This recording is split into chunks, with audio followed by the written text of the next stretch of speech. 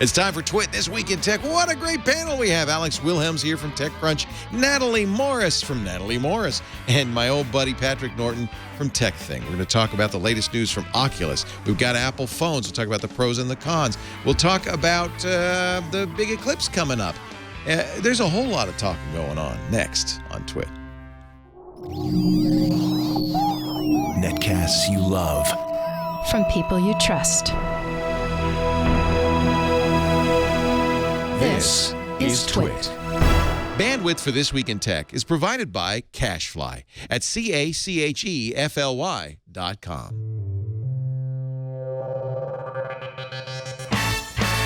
This is Twit This Week in Tech, episode 529, recorded Sunday, September 27th, 2015. Rolling coal. This Week in Tech is brought to you by Squarespace. Squarespace is the best way to create a beautiful website or online store. Enter the offer code TWIT and get 10% off. Squarespace. Build it beautiful. And by Harry's. For guys who want a great shave experience for a fraction of what you're paying now, go to harrys.com. Get $5 off your first purchase by entering the code TWIT5 when you check out. And by FreshBooks, the super simple cloud accounting software. It's giving thousands of freelancers and small businesses the tools to save time billing and get paid faster. Try it free at freshbooks.com/twit. And by Citrix GoToMeeting, the powerfully simple way to meet with coworkers and clients from the convenience of your computer, smartphone, or tablet. Share the same screen and see each other face-to-face with HD video conferencing. For a 30-day free trial, visit GoToMeeting.com today. It's time for Twit This Week in Tech, the show where we cover the week's tech news. And every week we bring in some of the best tech journalists out there to talk. Natali Morris is back. Haven't seen you in ages from CNBC. Oh, I know, but you just called me the best. Thanks. You are. You're wonderful and great to see you. And thank you. How's Clayton Morris doing and your kids and everybody good? They're good. They're good. Yay. Nice. Yeah. Wonderful to see you again. NatalieMorris.com, CNBC. Also here, Alex Wilhelm. We swore we'd never bring him back, but hey. They needed someone to fill the chair. Mistakes happen. I got called in randomly. I don't know. Alex is from TechCrunch at Alex. He has the best Twitter handle ever, which he purchased for, remind me again? $60, 2008, off a guy in Mexico. Nice. True story. That's entrepreneurship. Or just almost betting on the wrong platform. A little ahead of his I don't career. think the wrong platform. No, it worked out great. I'm not, like saying that I really had the best intentions in mind. I have the letter L on Jaiku. That was good. So close. So Jaiku is still very relevant. So close. Right up there with Orchid. And FriendFeed. And FriendFeed. Yeah, I was a big FriendFeeder. That's Patrick Norton. Hi, everybody. Nice to see you from TechThing. I want to call it Thang, but that wouldn't be how you spell it. It's TechThing. TechThing. But TEKTHING. Aren't you tempted when the show, you and Snubs, you begin the show to say, "Welcome to TechThing"? But she's more Missouri than I am. Yeah, she could do it. She could do it. Yeah. In a heartbeat. Good to have you. How many of you waited in line at the store yesterday? No. Nobody? Anybody to get a fine new iPhone? Anybody? Nobody? I have it. People don't do that. People don't need to do that anymore. You know, I did it last year. You waited online by yourself. Well, no, actually, John, you were there, and you were there. We had quite a few people actually there. It was fun, except the line. John, correct me if I'm wrong. It seemed like it was half filled with bums.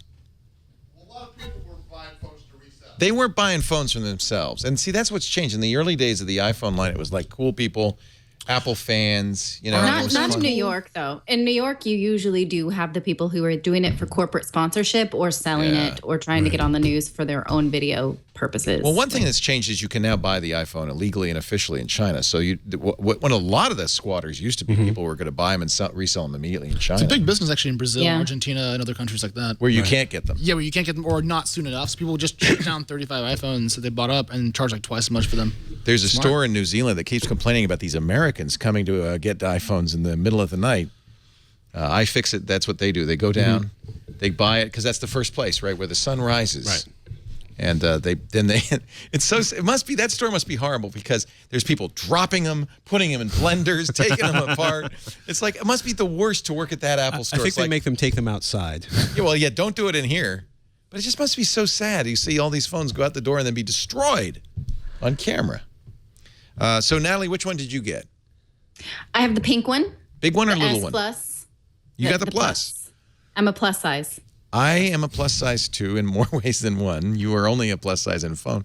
And I also got pink, although we were debating before the show began, because I think there's some other shades in there. When you tilt it, it's like a little gold, a little copper. Well, we matched it on the paint chip. Yeah. Match it only when you don't rotate it. What did you find? Romance? Was that the color? I saved it. It's many shades of pink. That's what I think. Romance. It shimmers. Yeah. 50 Shades. Sherwin-Williams, 6323 Romance. That's you know pretty what? close. Do you have that shot? Because that is about as close as you can get. Did you buy that paint and paint your old iPhone so it looks like the new one? Would that work? You could. I'm just going to go on record and say that I really like this color. I was actually a little worried that it was going to be just pink, pink, pink. But it's more interesting. It's a little kind of iridescent with some copper. What's wrong with pink, pink, pink? But even so, it's not likely that you don't put a case on it, right? So nobody knows that I've got this awesome pink phone, which is too bad. But I got a new pink band. Do you like that? For your watch? Oh, you got that? Yeah, that's that's fluoroelastomer. Yeah. All I know is I had to pay $50 to get the new extra large band so I could actually wear it for more than 2 hours at a pop without my hand being ready to fall off. Oh, really? That's funny because mine are too small, and they won't even at the smallest one. It doesn't read my heart rate all that well, so I have to push it to me. I'm tiny, but also when I went to Disney World, I had to pull off the adult size adapter and wear the child's band for the Magic Band. So I just got tiny hands. You're just a tiny Tiny person. hands. I have heard women Austin Powers quote. What's Small that? Hands. Small hands. These are pretty Baby. Big heart. My wife also got the S Plus. And I thought that women didn't like the big one because it won't fit in your pocket. Like, because women have, I didn't know this, I just learned this. Women have shallow pockets. How did you not know that? How did you know it? Because I hang out with women sometimes. Oh, I'm just getting to know women for the first Like time. on the IT crowd, he's like, I'm wearing the women's pants. Which is not He's wearing fair. women's pants. Can you please check the tag on his Levi's? I think that you can get women's pants with deep pockets. You must be able to. Well, sure, if Yes. you want to wear Carhartts, but... All right. No, they're actually pretty stylish now. The type with the long, like the long slacks, sort of bellish. But Yeah, no, it fits in the pants. It's good for the purse though, because doesn't if fit it's in too your- small, then it goes all the way down to the bottom of your purse and you can't find it. That's a good point, too. You want it to So a float. 6 Plus floats on the top of purse the- detritus? Because it can't actually sink. There's too much stuff. No, but my friends at work that have the Pants? larger iPhones, that are women that are smaller, have a hand problem because their hands are so small compared to their phone. They almost have to always have two hands on it to hold it up. Remember, I've turned it off on this one, so I can't demo. Remember, Apple made a big deal last year about the double tap this and the screen goes down Oh, it halfway. comes down to Do you. you use no, that? I never use that. Mm-mm. That seems so dopey to me. And when it happens, I'm like, get out of here. Yeah, that's why I disabled it. I don't want to see it. But that's to solve that problem, right? No. or at least to address it. I don't think actually No, solves it entirely. I don't Brings have... the icons to you. I don't have small hands. I assure you, half-sizing the screen does not solve the problem. It just pisses you off. That's what I think. You don't want icons to move on their own. So I have to say, having used this for a while, and Natalie, I'd be curious what your experience is. Unfortunately, Patrick just bought the iPhone 6. Yeah, I'm a little behind the curve. Well, but that puts you in an awkward position because it's too early No to buy pigging another and one. popping for you, Patrick. Yeah. I have to say, and I've been using Android for 2 years because I kind of just got fed up with the closed ecosystem, and I like widgets. I like the back button. I just felt like Android was more flexible and capable. I probably will go back to this. I'm very, look at the, you were mentioning peek and pop. So right now it's just Apple apps and Instagram, oddly enough. But if I just touch Instagram lightly, Nope, that's the wrong thing. I know you get the. I'm just showing them. Oh, the sorry. jiggle. You get the jiggle. Still just like before. Right. But now if you touch it a little harder, you get a pop-up. I've done it with the wrong hand. You get a pop-up menu that shows you the up to 4 commands. Typically would be the 4 most used commands. I feel like this is a power user feature. You can go right to the part. You know, I'm going to take a selfie. Right to It's the part awesome you want. is what it is. Yeah. And it makes so much more sense than the interface on the watch. Well, that's why I was very skeptical because force touch on the watch, I know it's terrible. Somebody wrote a really interesting article that they pointed out that there were just too many ways to interface with the watch, especially given how hard David Apple Pogue had did. worked. Okay. David Pogue proposed, and it's the funniest thing. He says, the watch is too complicated, and I have a proposal. And it was the most complicated. I couldn't even figure it out from reading it. His proposed simplification, which underscores it's just hard to make a user interface on a device that small that's in any way usable. I mean, look at the icons on this. You can't. That's almost. It's like mean to make icons that small. Well, but the other thing is you have entirely too many inputs. You've got there's the all these screen, buttons. the button, the crown. No Apple device. Steve Jobs was famous for not even putting 2 buttons on a mouse. This thing has like 4 different. You force touch. You got the crown. You got the button. They all do different things. It's almost like Jobs is dead. That's not a fun joke. Oh, I'm sorry. But fundamentally accurate. You've been drinking, haven't you? No, my point is, I'm not surprised. I love that. Everybody just stopped. Wow. That was awesome. And I'll see myself out. I apologize, everyone. My point was that there's a different person in charge of the company and different products, and so I'm not surprised. Here's that the things thing, have and changed over time. I was talking about this in the radio show today. A light went on for me. That Apple has a problem because there are very credible phones. You were mentioning the Moto G that's $200, $300. Around the world, people use smartphones. Even you look at the Syrian refugee camps, they all have smartphones. So you can't, obviously, Apple is in a different market. They won't make a cheap phone. This phone here, Natalie, I bet yours is like that too. This cost me $950. 128 gigabytes. It's ridiculous. So Apple... Not if you're Apple. Well, but the point being that the other companies making almost equivalent phones, or maybe in some ways equivalent phones for a lot less money. It's very clear Apple's got a great profit margin. They're smart. They made it as cheap as they could. And then they decided we're going to go with fashion. Because there's one business in the world, Natalie, tell me, you know this to be true. People say, oh, how much did that cost to make? I'm overpaying. And that's high fashion. Mm-hmm. You don't ask Hermes, how much did that silk scarf cost you to make? You don't care. No, you don't. No, what's the economic term for that? Is a Veblen good? Is that it's desirable because it costs more? Exactly. So that's brilliant. A Geffen good? So Apple has, I mean, this is a good business strategy. You make it as cheaply as you can. Right. And you sell it for as dear as you can. And the best way to do that is to make your goods be, what is that you called them, Natalie? Somehow magical. I think it's a Veblen good is what you want it because because it costs more. Right. Yeah, Wall Street Journal back in July, Apple's share of smartphone industry's profits soars to 92%. Yes. They sell 20% of the smartphones. They make 92% of the profits. I don't think they're doing anything wrong from a business capitalist perspective. Hell no. If you're a stockholder, you're very happy. Veblen, is that named after Thorsten Veblen? Oh, it is. Yeah. Material commodities for which the demand is proportional to its high price, which is an apparent contradiction of the law of demand. Veblen goods are also commodities that function as positional goods. Exactly. It's a status symbol. That's the phrase. It's a status symbol. I'm quoting Wikipedia. And which makes sense, which is exactly why Apple's going... I wasn't quoting Wikipedia for the record. Yes. I thought I said it, but in case I didn't. Wait a minute. Watch this, though. Hey, Siri. Oh, gosh. What's a Veblen good?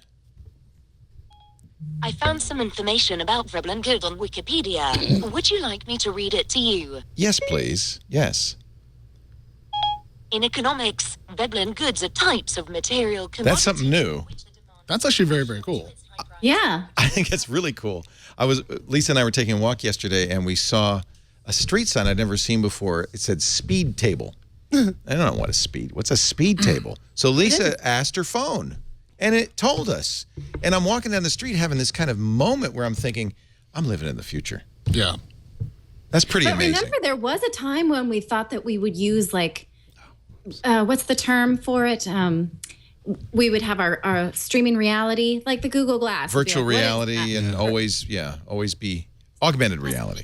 Augmented reality, right? When we thought we would just like point the phone and have it tell us, right? But now I think what we're realizing now is we do want to drive a little bit more. We don't want it always there. We want to know or to tell it when we want it, and then otherwise not have it. Yeah, but as a caveat to the discussion about cost to build versus cost to sell, when Microsoft built the original Surface, I was up on their campus with Steve Masnowski, and they were just showing us the first time in public that these devices were out, and he said, look, they're going to tear it down and give you a component cost. Ignore that. They're totally off base, and don't try to calculate our margins on these devices. Apple said the same thing, too. You can't tell how much it costs us. You know what? It costs less. I believe that entirely. It doesn't cost more. Apple didn't get $200 billion in cash by accident. They're one of the most amazing corporations, I think, in history. But this is a brilliant solution to that problem.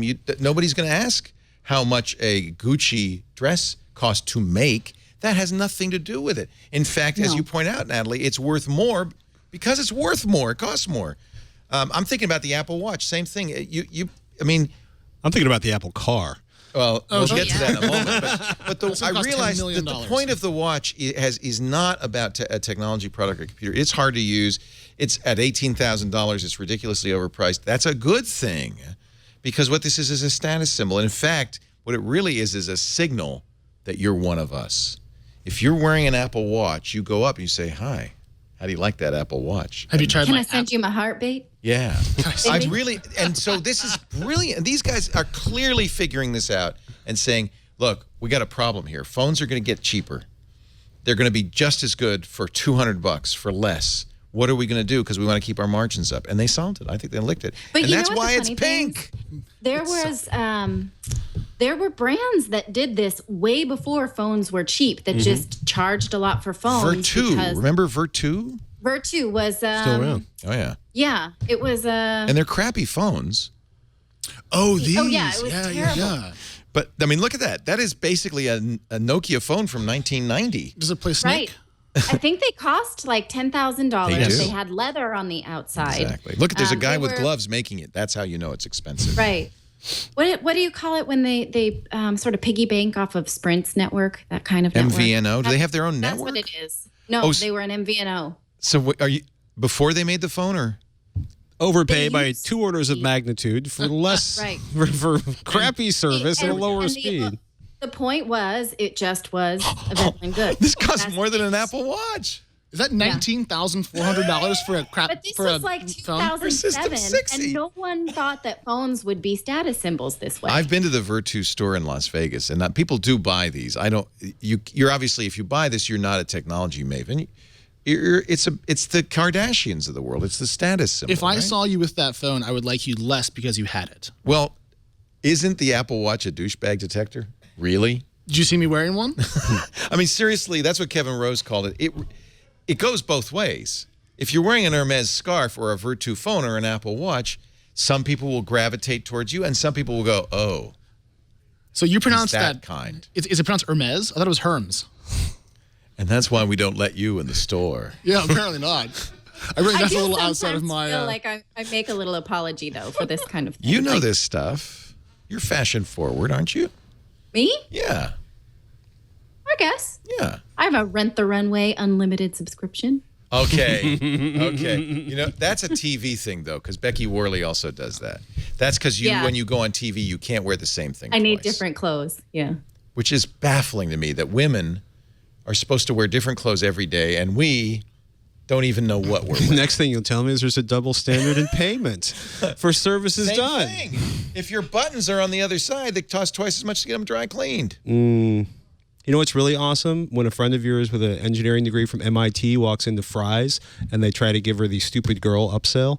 That's one of the most awesome things I've ever seen. What do they do? Oh yeah, that happens to me at Best Buy too. What Yeah. do they do?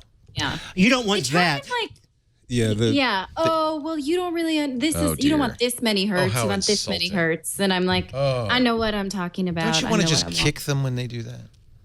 Yeah, and I never do like don't you know who I am kind of thing, but I'm kind of like, no, this is something I know what I'm talking about. Actually, when it comes to cars, I may be a little bit less in the know, but you know, they sort of go out like, oh yeah. I girl. hate, I'll stand in a computer store and I'll hear them do that or say something like just patently wrong. Yeah. Like, oh, you really need 32 gigabytes of RAM. It's, You're not going to get the best out of that new screen unless you get like one of the, the HDMI cables with Right. the gold plating. It's a superior transmission to the zeros and ones you see. That's only going to be $130, but it's really going to make the image pop.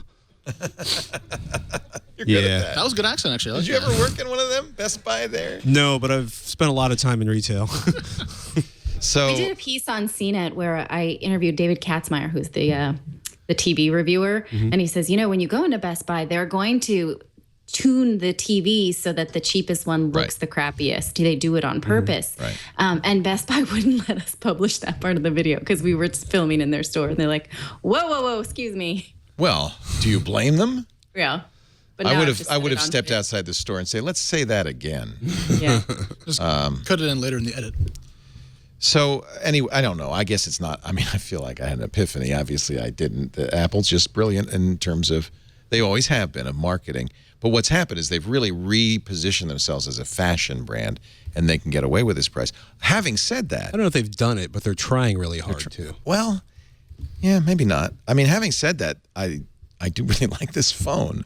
They've sped up the Touch ID. Natalie, have you noticed that? If you were in the habit, that's nice. If you were in the habit of turning on the phone to see your notifications or what time it was by pressing the home button, you can't do that anymore because it's so fast that as soon as you press the home button, it's unlocked. Here, I'll turn it off. So you have to now use the on-off button. So I think a lot of people went, oh, let me see what time it is. I'll just wait a minute. Oh, that is smoking fast. I didn't see that. Let's do that. Let's do that again. Let me see what time it is here. I turned Siri on by accident. Here we go. Oh, this is another thing. In fact, I learned this because I want to show this. The live photos. Now, I don't know if this is going to take off. This is a live photo lock screen. So if you force touch it, that 3D touch thing, it comes alive, which I think is kind of cool. I have a picture of my dog that to me really, let's see if I can find this here. This is what you want to see, isn't it? Some guy swiping through his photos. So here's Ozzy in the car. Now, that's a kind of fun picture, and you get a sense of motion. But because I held the phone still for a second and a half before, and like usual, after taking the picture, I didn't drop the phone. I kept it up for another second and a half. Now I force touch it, and you've got like kind of the video behind the picture, which I think is kind of cool. Audio too. Yeah, I'm really impressed by it. I think it's, given how easy it is to actually capture the images and store them, it's going to be popular because it's not a lot of extra work. And so people may actually pick it up. It's one of the reasons I got 128 gigs because I know I'm going to fill this sucker up with this stuff. It's twice as big. But they said that eventually, one of the problems with this is that someone will take the picture and then immediately drop the phone and go off on their day. And so you'll get like a blur at the end of it. I get a million of those. Right. And so what they're going to do in the next iteration is they'll remember and they're going to do something. And that's a software fix. They'll use a gyroscope so that when you drop it, it'll turn off. So here's the cheese board. And I thought I'd take oops. That's what you get, a picture of your elbow because because I thought I was just taking a picture. So you can, by the way, turn that off in the camera. Yeah, look at my daughter here. I'll show you one. Let's see. Hold it up here. Camera watch. See, parents are going to love that. See? And then you forget. Yeah, and then I was like, okay, that's good. I thought that was enough, but you can see she just kind of playing on her little bike. It's cute, right? Awesome? It's super cute for the kids. Okay, I know we're sounding. But can like you send them to anyone? No, you can only send them to other Apple people. Okay. By the way, brilliant. The API Next time I guess use Safari to actually watch all their events. It will be shareable. Yeah, it's just a JPEG or a movie, so the MOV file. So it isn't a non-standard format, but nobody supports it yet. Facebook said at the event that they were going to support it on iOS versions of Facebook, which I think would make that compelling. Actually, I'm more interested in this 360 video. Did you see the Star Wars 360 video on Facebook? Yes. No. And that's supported by Facebook. Well, it's funny because, the Oculus Rift thing was this week, and they announced, the Windows 10 Minecraft is going to be ready for the Oculus Rift. There's going to be a $99 Gear VR from Samsung coming in November, just in time for the holiday season. But you, of course, need a Samsung phone to use it. And it's interesting to watch. It's almost like Facebook knows they need to ease people into, the glorious concept of 360-degree content. And they're doing it by a 2D window on the website just to get people jammed with the idea. Because you need a helmet really to make it work. But it was more compelling than I expected it to be on Facebook. It's pretty cool. Let me see if I can find it. Here it is. So, it looks like you're watching your stream. Do me a favor, click on it, make it full screen, and let's see what the performance is like. Because earlier this week it was choking, and I didn't know if that was my laptop or my connection. The idea is you have a 360-degree video. I guess does it keep playing though? Yeah. Can I?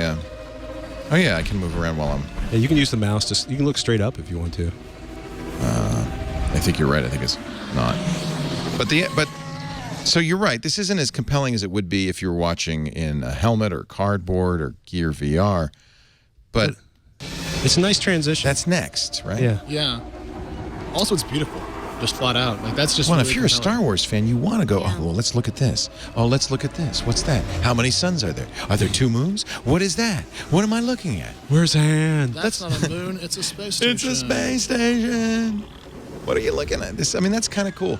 So, you're right. They're preparing us for a day when we'll all have virtual reality helmets. One of the announcements Oculus made this week was that there'll be a $99 Samsung helmet as long as you have a 7.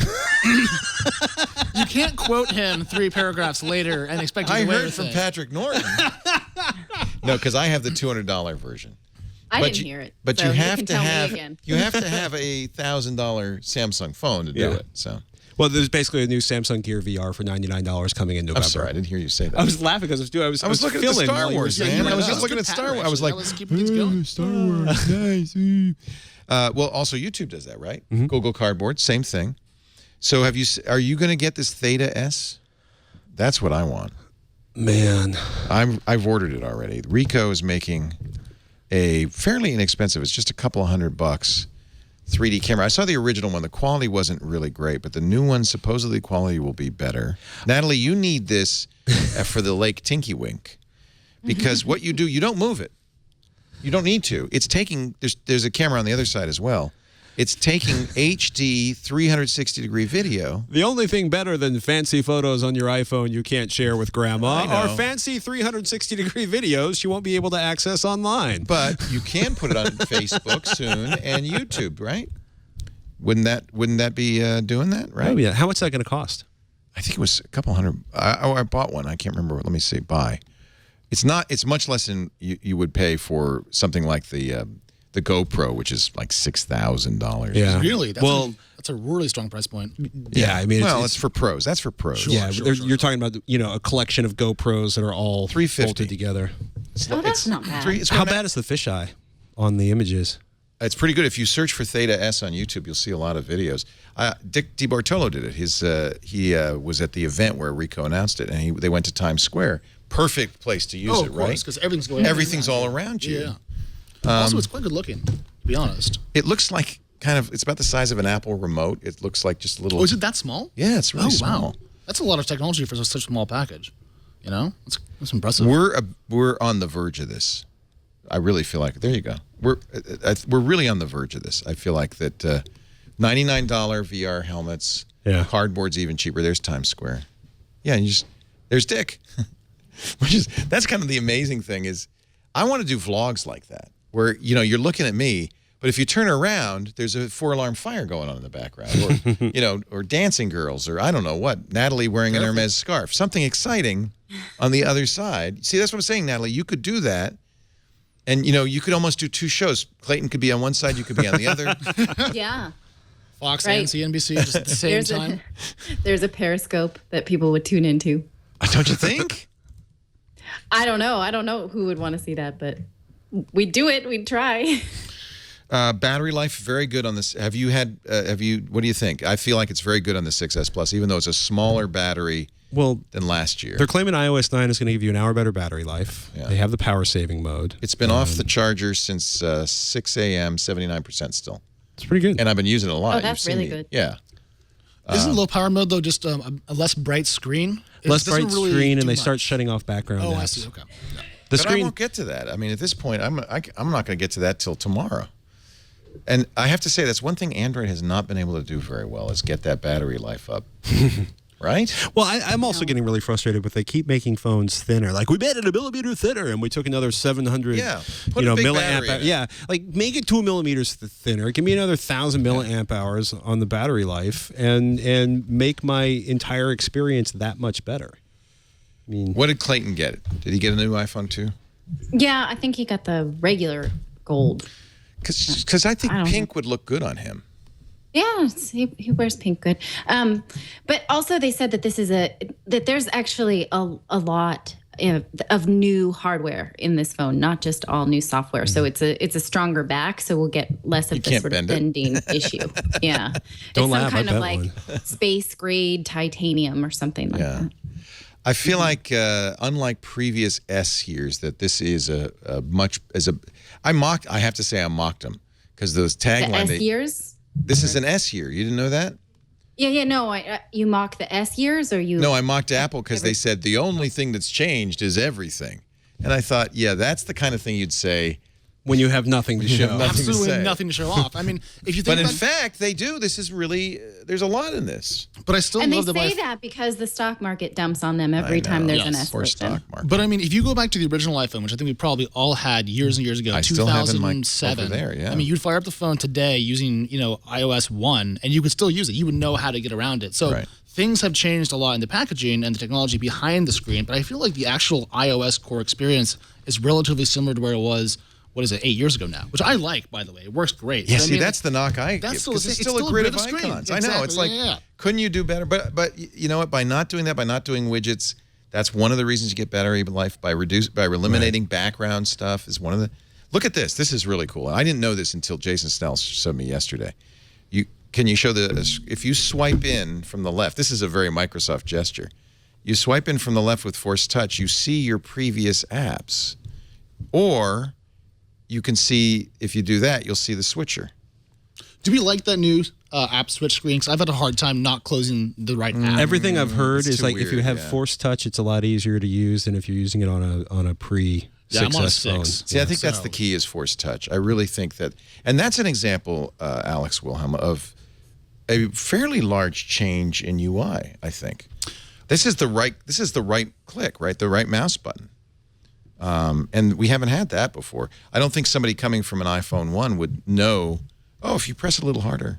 Well, you'd find it by accident. Plus, Eventually, you definitely would. But I mean, that's not a great onboarding experience if you want to kind of show off what's new. Well, I mean, the thing that was funny is a bunch of friends of mine who got this. Like the first thing they said was like, "Oh my goodness, I can log in instantly, with my fingerprint." And the other thing they said was they basically spent like 3 or 4 hours force touching every single application Yes. just to see which one 'Cause actually. You want to find something that'll do Phrasing. something. There still has to be phrasing. Whenever we say force touching all the apps, I feel always 3D mildly touch. uncomfortable. 3D touching all the apps. That sounds Peek and a lot pop. better. There Snap, you crackle, pop. I touched you. go. Wait, nope, care. Okay. But then there's weirdness. Like here's the Apple Watch app. The Apple Watch app. Force touch that. Nothing happens. Oh, the irony. Well, the other thing is they were supposed to come out with the new version of the iOS, the Watch iOS, the Watch OS, Watch OS 2. which has been delayed. No, it came out Wednesday. Oh, it did? Yeah. I thought they still had it. It doesn't change much. Look at this. Watch this. Time machine. Ooh, I can go back in time. I can go forward in time. You seem so enthusiastic, Leo. So impressed with this digital crown and well, your life looks exciting. I have I have calendar appointments almost all the time. I know. You don't stop talking, actually. It's amazing. No, How does I'm your busy. voice not always dead? What? Your voice always sounds so good. I get hoarse after like half an hour of talking. The first 1,000 hours. After that, it gets easy. Many years of Jack Daniels and cigars. And 4-hour radio shows. Oh, cheers. Yeah, that'll do it. Yeah, Do you yeah. remember though those long CES and Comdex events Yes. in Vegas? By the end, we'd sound like this. Yes. I'm here to talk about Jim Louderback. It's a name I haven't heard in a while. You do sound like Jim. That was good. Natalie, give us your pros and cons. Would you upgrade if you had a 6 like Mr. Norton? Probably not. No. And the 6 was I had the 6 Plus before. So I'm looking at my phone now. And so now from the 6 was just such a good phone that normally by the time September comes around, I'm like, oh yeah, I need it because I'm hard on them or I don't know. But the 6, like, it held up. It did. To my It's a pretty nice lifestyle. phone. Yeah. So I didn't need a new one. This doesn't belong to me. I should say that it's a tester. It has to go back. So you will go back to the old days? I bet you won't. To my own, probably not. I bet you'll want to upgrade. Yeah. Yep. And same with the watch. It doesn't belong to me. It's for TV purposes. It's a loaner. But yeah, I would purchase these in a heartbeat. But I probably wouldn't even need to go from 6 Plus to 6S Plus because 6 was good. Yeah, I think the iOS 9 is very good. I think the iPhone 6 line of iPhones are just so strong by themselves that I don't have a lot of reasons to upgrade. Like these are cool little features, but I can just wait a year. I'm not in a big rush because my phone's so good already.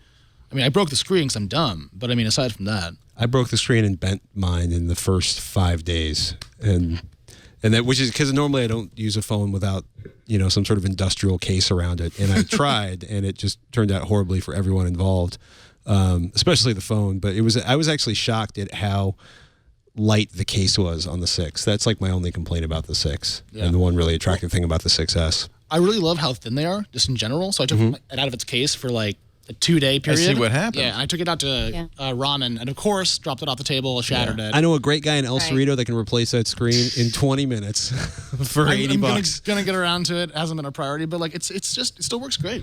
I love it. Let's take a break. It's so funny when you see people like playing with super cracked screens. You're like, why don't you take care of that? They're like, My well, son, both my kids always have cracked screens. My son will use it with a chunk of glass missing. You can actually see the circuit board. It's like the Terminator after he got shot in the face. It's like, dangerous. Get a screen I say, fix, you're going to Leah. cut yourself. I do. That's exactly what I say. Get a screen fix. I mean, no, just you do it. You've got connections. I told him to go down here to the guy in the El mall. Cerrito? Yeah. We're all the same guy. Yeah. I love iFix It, but sometimes I can't wait 24 hours. We're going to take a break. Natalie Morris is here from CNBC, nataliemorris.com. So nice to see you again. Thank you for being here. You're welcome. Alex- I'm sorry I corrected you earlier on that force touch. I felt bad. What? Did I say something wrong? No, I was like, that's not the right way. And then I felt like a little know-it-all. So That's all right. That kind of got me excited.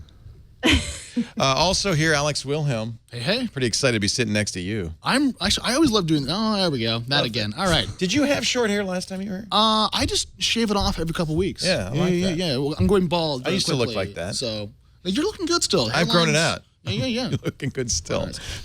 I don't understand the rest of that sentence is for a man of your I did not. age. You don't put words in my mouth. it's a complisalt. Complisalt. I've been complisalted. And of course, my old buddy, Patrick Norton. Great to have you. You did it was fun. We'll get you back to the new Screensavers again. I'm already booked. That show is so much fun because it reminds me of the old show in the sense it was a variety show. So we had a band yesterday. We sang Happy Birthday legally for the first time since 1927. we disassembled the BB-8 robot, took it apart. It was so much fun. Oh, glad my son didn't see that. Does he have a BB-8? He would. He's getting one for his birthday. It's really interesting how they are personified as those are the little rolling robots that are going to be in Star Wars. You really you feel like that's a real person. He's looking around. It's very interesting to see what happens. Well, I found out about the Star Wars day and ended up like with the boys chasing into a Target in Richmond, which is always an adventure, and finding the last two Millennium Falcon quadcopters. Oh, big victory. Score. Where's Richmond? Richmond? It's in like Virginia. Virginia? It's where No, Richmond, the city you drove through on the way up. Well, actually, it depends on whether if you drive East Bay. the Richmond San Rafael Bridge. Okay. You know how I you just know? where in the Bay Area are we It's talking where about? all the refineries are. Yeah, the Chevron refinery. Sounds lovely, actually. Let's all move there right away. Periodically, You should go to Richmond. They have a siren. Not kidding. That will go off surprisingly a lot, like at least a couple of times a year, that you're supposed to take cover.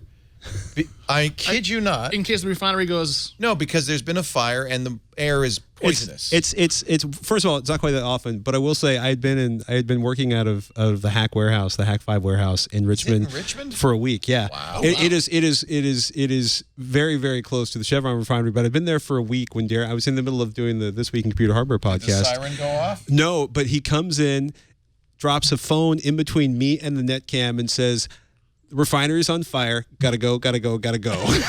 And it's a picture of what looks like this orange flame. Well, it turned out to have been they screwed up and they released a bunch of steam, and then it was then they were burning benzene on one of the the eternal flames. You are not selling Richmond very well right now. Like, No, I'm this not. Is not really But the it- pamphlet or brochure that I want. It's in most of Richmond you probably don't want to live in, but there's some very nice parts of Richmond. It's fun. Richmond's actually pretty nice. And Right? it's also like I can take my boy, the boys find it fascinating because there's railroad trains running through the streets, which small children love that. If somebody's working on their pirate ship over at the boatyard, there's just a lot of Did you say insanity. pirate ship? Pirate ship. I'm totally sold. There's a lot of That's all I need in my life. there's a lot of old military stuff that's been not abandoned, but it's not occupied. So there's a lot of interesting action going on there. And I'm sure that's where Darren is probably, right? One of those warehouses in there. Maybe. Yeah. Oh, is it a secret location? It's a secret location. Don't know where it is. Somewhere in Richmond. Never heard of it. You want to knock on doors? Go right ahead. Good luck. Just do it in Virginia, though. It's not in Virginia. Our show today brought to you by Squarespace. When we went out to New York, I stopped by the Squarespace offices. These guys are, I love it because they're so committed to making your website look beautiful and work great. And that's the two things they do. They host. It's best hosting ever. Never goes down. Super reliable. We try all the time to crash Squarespace sites. You just can't do it. But they also are really committed to aesthetics. They want your website to look great, and not merely to look great, but to reflect your personal style. And that's great. Mine is. You were complimenting mine at the top of the show. Mine is a Squarespace ad page. Oh, nice. That beautiful site, NatalieMorris.com. Hey, let's try to bring it down. Everybody, no, seriously. I'm serious. Everybody go to NatalieMorris.com right now. And that means thousands of people will hit that site. They hit reload over and over again. And you can't. You just can't. DDoSer. That's not very nice. No, you can't. It's Squarespace. This is the beauty of it. No. I use Squarespace. I'm a customer. So you know. Oh, yeah. We're all customers. Wow.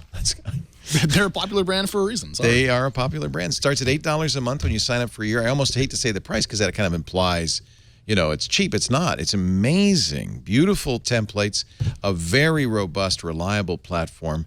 All of the designs are mobile responsive, so that means, in fact, if you go to NatalieMorris.com, as we try to break it down, you can resize the page, and you can see it's going to look great on any size screen, from a small smartphone to a, it's really nice on mobile, and that's a Squarespace template that I use. Isn't that nice? That's a smartphone size, and that's a giant size, and that's the deal. That's what every site needs to do these days, because you can never be sure what size screen your visitors are going to come in on.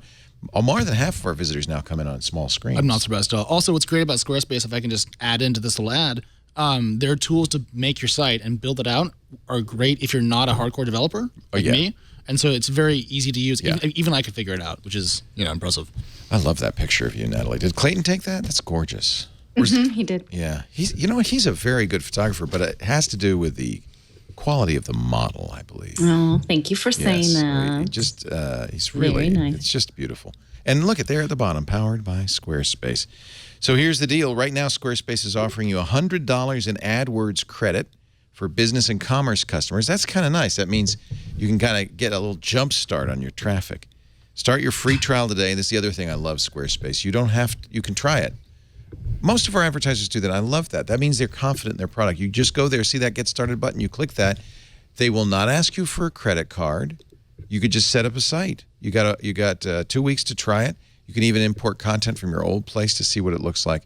I got to tell you, Squarespace is the best. Use the promo code TWIT. You get 10% off. And, of course, show your support for This Week in Tech. Squarespace, build it beautiful.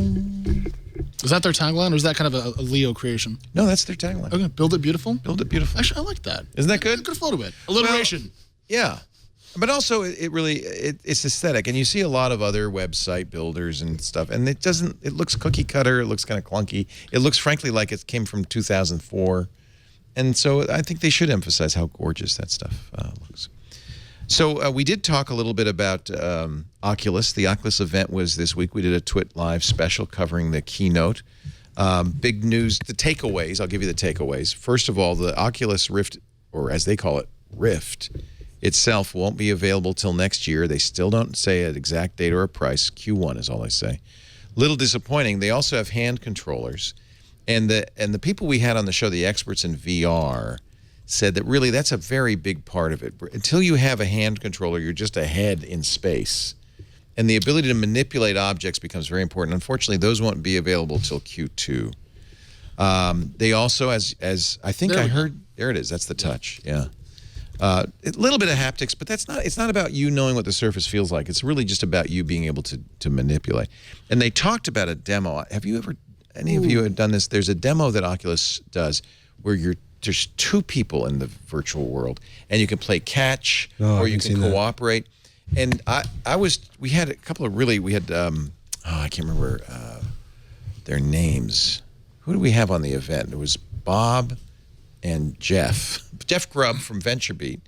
And I love Jeff. Yeah, Jeff's great. Yeah. He does gaming. Yeah, definitely. And from the road to a VR, I want to say Bob can't be hung, but that's the name that comes to mind. Wow, I don't know any personal details about him, but for some reason that's what I think his name is. You had an out, and you couldn't take it. What I love, they were going back just a second to the image we had of the hand controllers. Ben Lang. Thank you, Ben. Sorry. Okay. The guy wearing the headset with the little handhold things did look shockingly nerdy. And I'm curious if there's going to be any sort of perception problems around use of this technology, especially in the wake of the Google Glass, not meltdown per se, but just failure. Well, not just Glass. Remember that thing called the Segway? It was going to change the world, except that you looked like a dork riding one? There is something to be said for looking less dorky when you wear stuff like that. I mean, first of all, if you're alone in your Not room, a Veblen good. if you're alone in your room playing games, you probably already look dorky. If you're in if you are in a VR environment, everybody's wearing a headset, so nobody really knows how dorky you look. You're thinking of the Palmer Lucky Newsweek cover.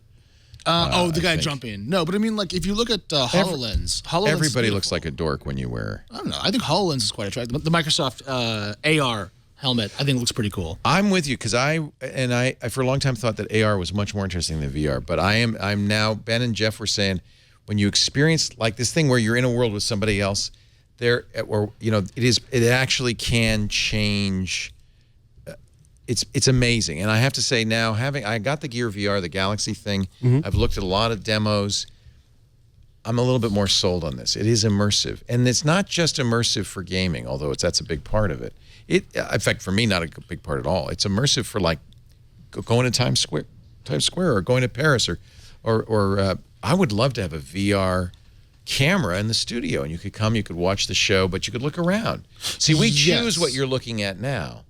We show whoever's talking. Sure. But wouldn't it be great if you could look back and forth and see what your reaction is to what I'm saying? But you'll still, I mean, having watched, a large some of the content created by a large international media company, like to some degree, yes, you'll be able to choose, but in most cases, they will still control the narrative by giving you certain things to choose and by using audio cues in an attempt to create a story that is more compelling. There's on the Gear VR, have you played with this, Natalie, at all, the virtual reality headsets?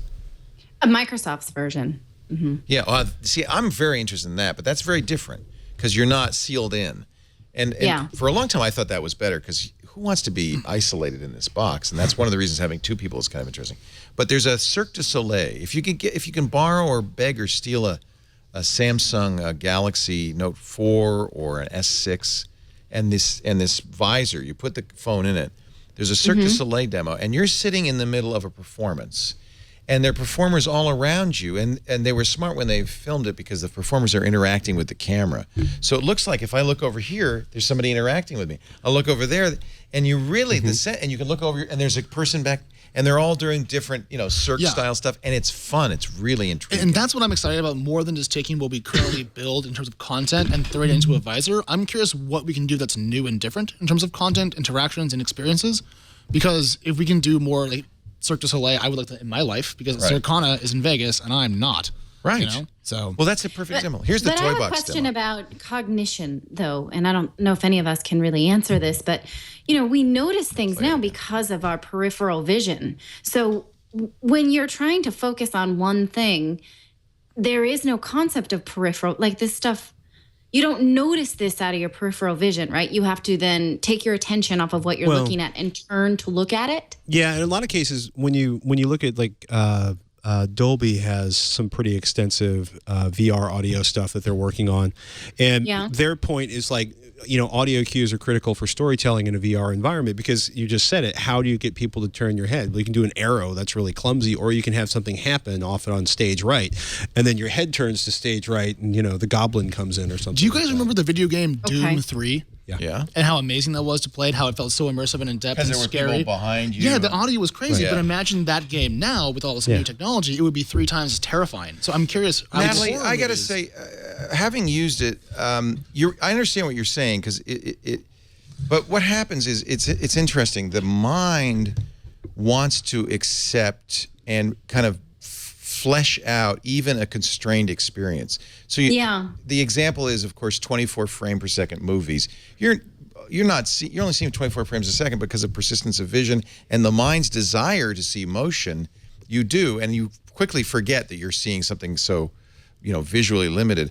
You don't have peripheral vision. You're only seeing, maybe 180 degrees at most.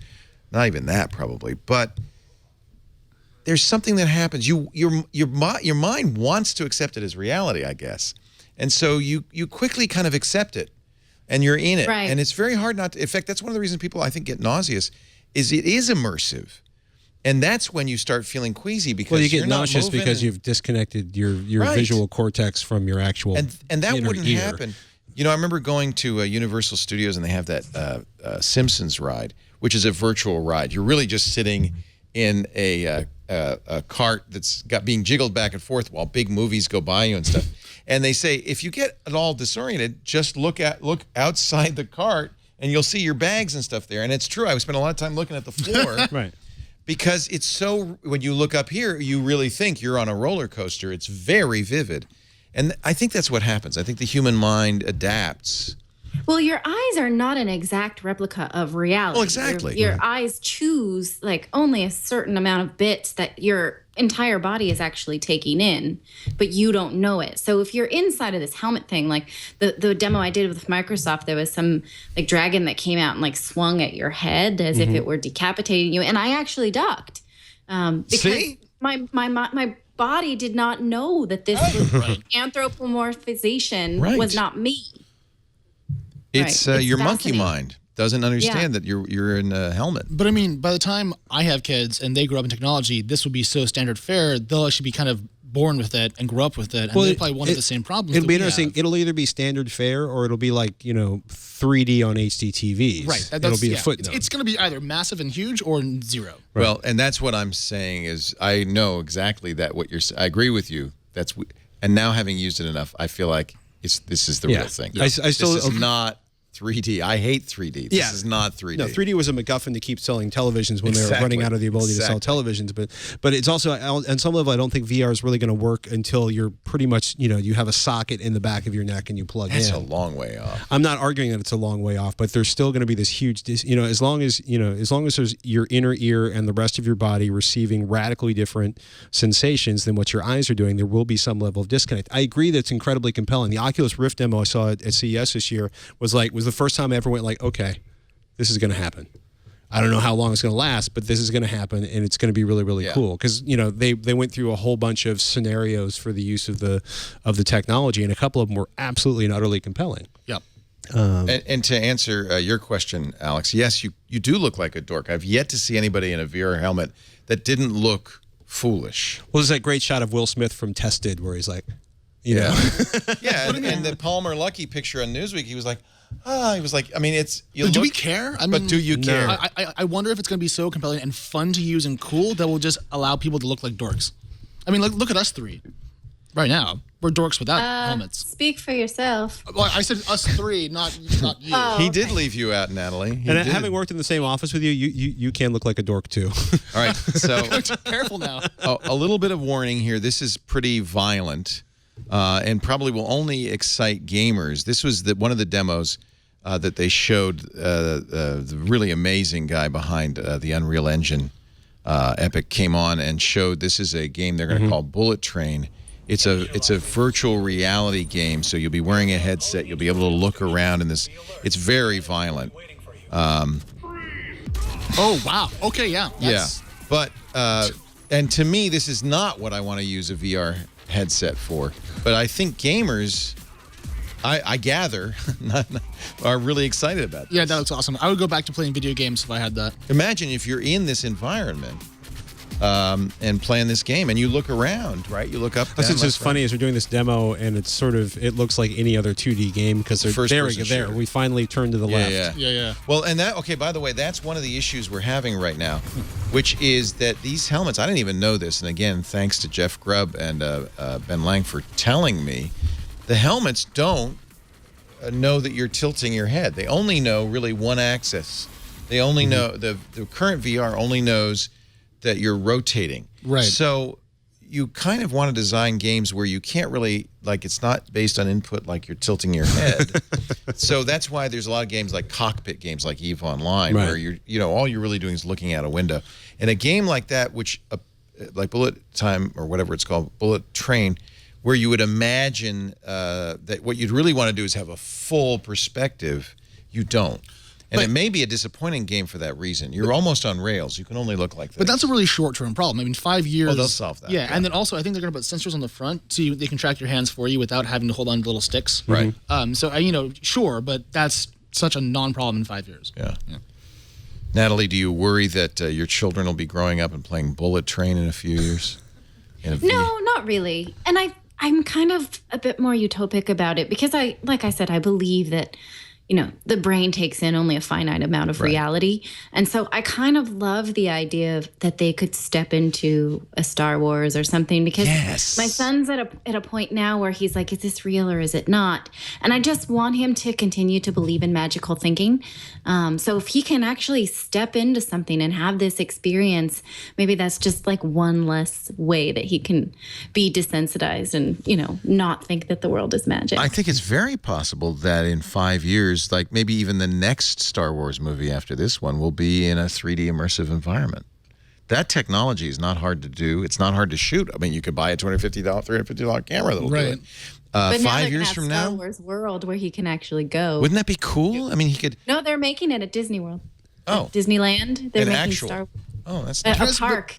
What about Avatar, right? That movie, when it came out, used a lot of new technology to take different sorts of shots and do a lot of 3D work, and it was magical at the time, but compared to what we're talking about, it actually is relatively pedestrian and low tech. Right. So everything's pedestrian and low tech in the early days. True. What part about Avatar is low tech?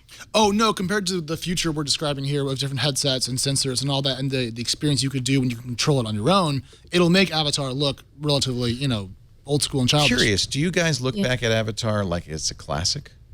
Yeah. You do? No. No, not me. Patrick's all right then. Patrick's abstaining.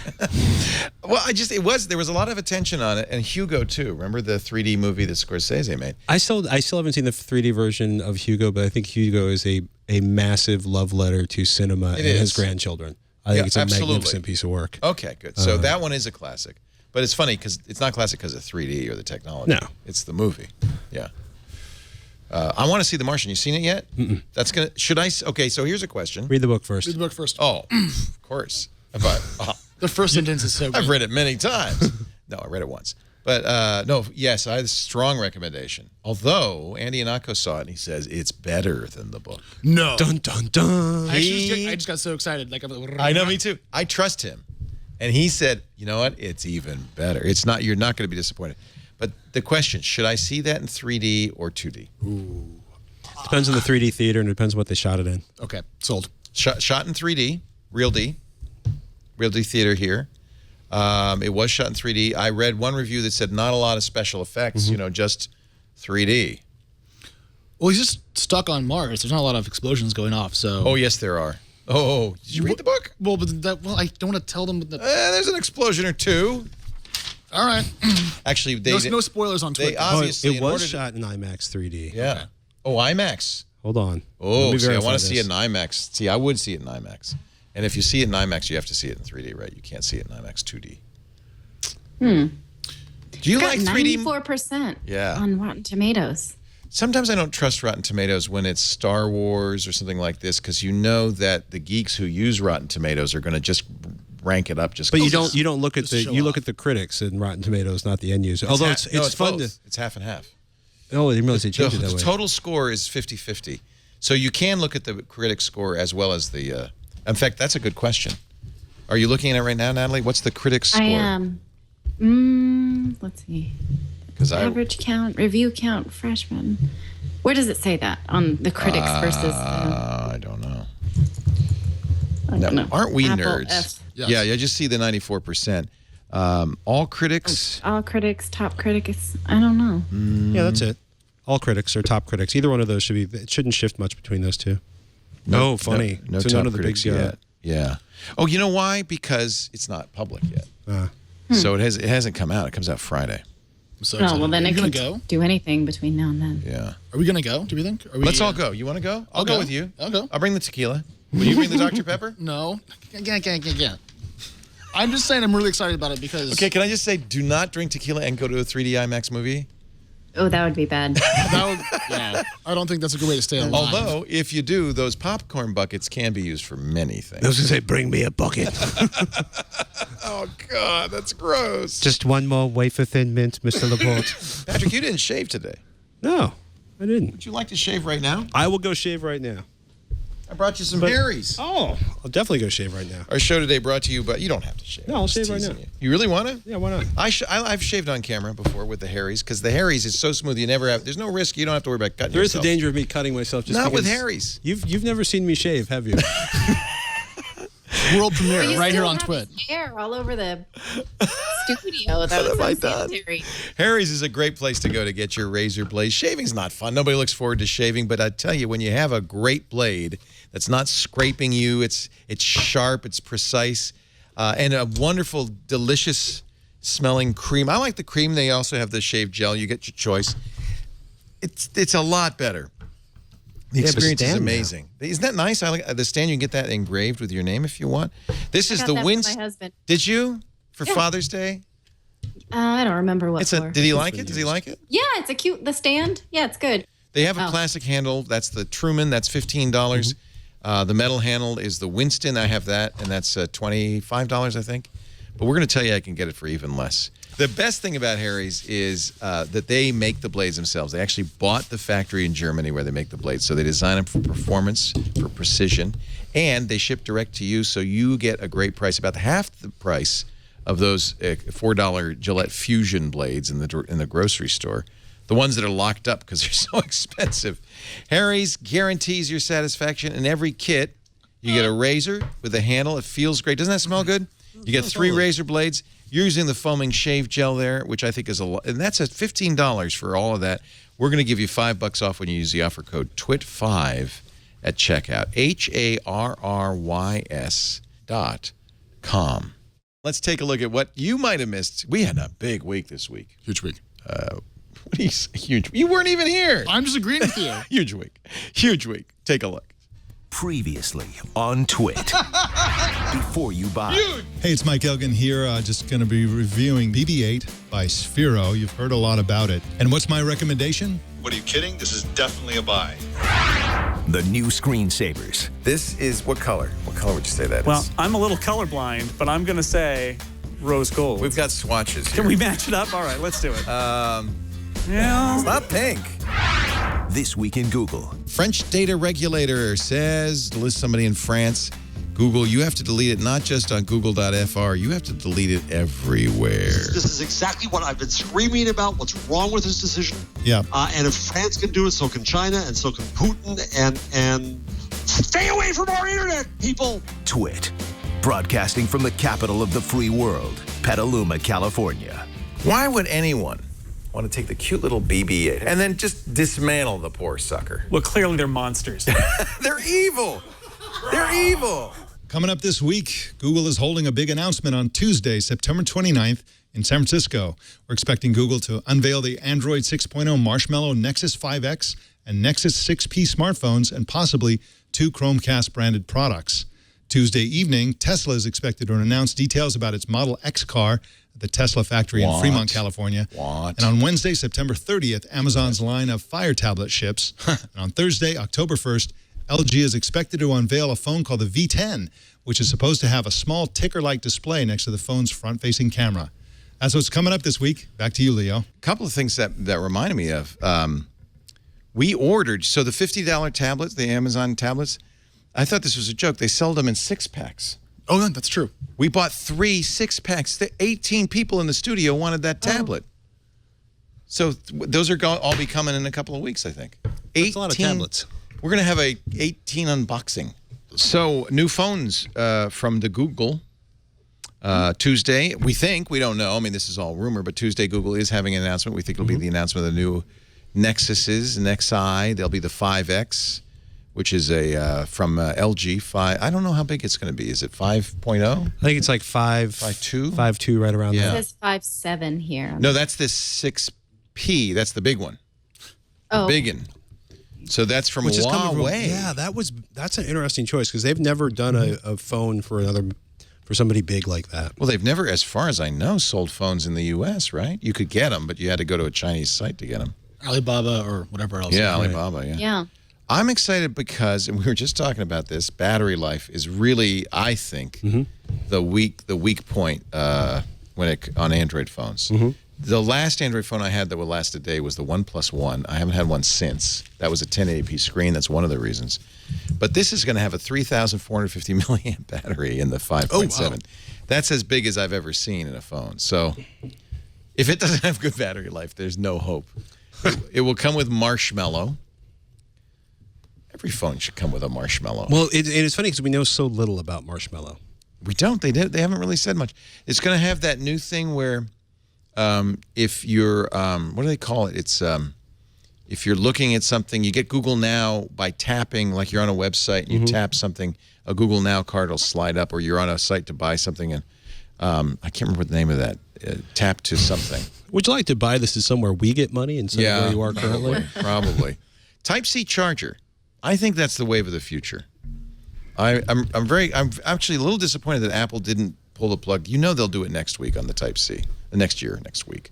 Is that what the new MacBook uses? Mm-hmm. Okay, I like that too. And the Google Pixel and the OnePlus 2 uses it. And it has some real advantages. We'll see how Google implements it. On the OnePlus 2, it's just a USB port, a USB 2.0 port with a Type-C plug.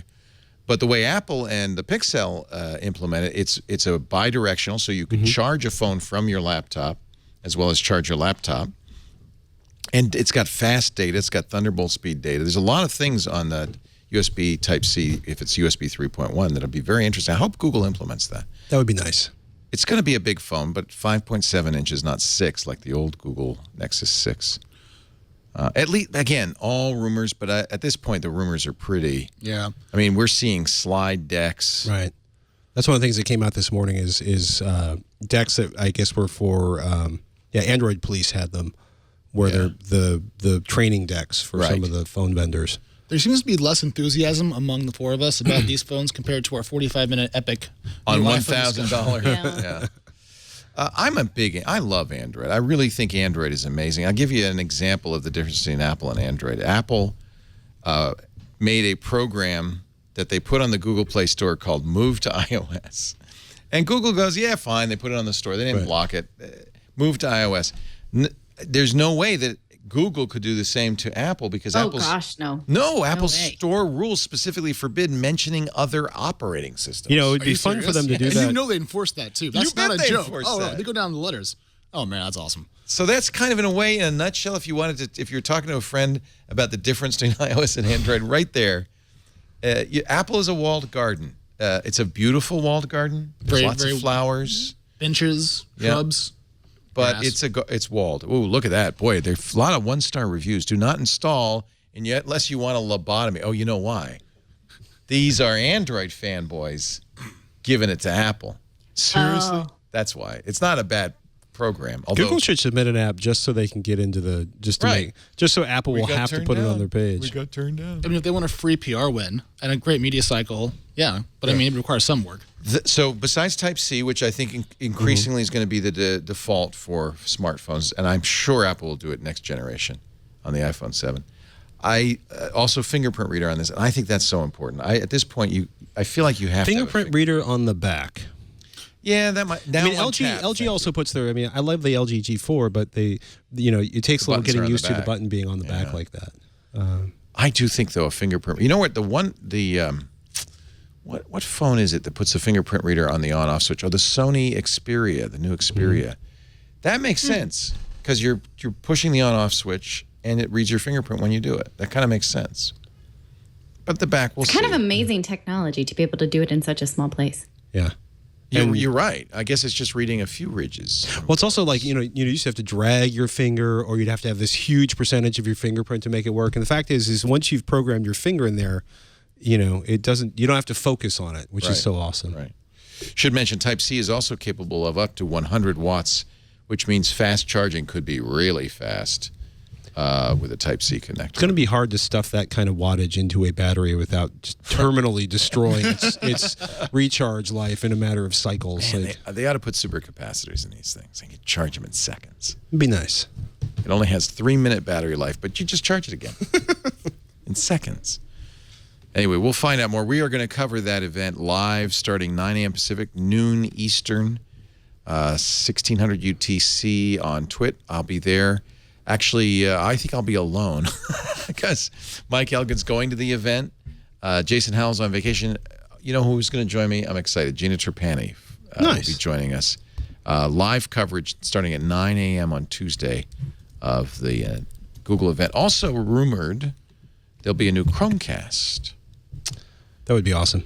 Do you love the Chromecast? I'm just curious to see what they come up with. It's a nice piece of hardware for the money. It does its job. I just want to see where they take it. Yeah. What do you want them Where to do you add think to it? they will? Oh yeah, go for it. Sorry. That's just it. Like I can't see any particular reason to upgrade the current one. Like what do you want? Faster would be nice. 4K would be nice. This is a joke app, but I wish somebody should submit this to the Apple Store. Stick with Android. Click. Look how many ratings it has. 9,645 5-star ratings. Click here to stick with Android. What does it do? Nothing. I love it. You're on Android already. I'm sorry, I didn't mean to distract. So Chromecast. You're right. The key to Chromecast is apps, not the hardware. Right. It will probably have AC, 802.11 AC, right? That'll be faster. Support for 4K would be nice. It'd have to be HDMI, maybe HDMI 2.0. I don't know. It would have to be HDMI 2.0 to support 4K.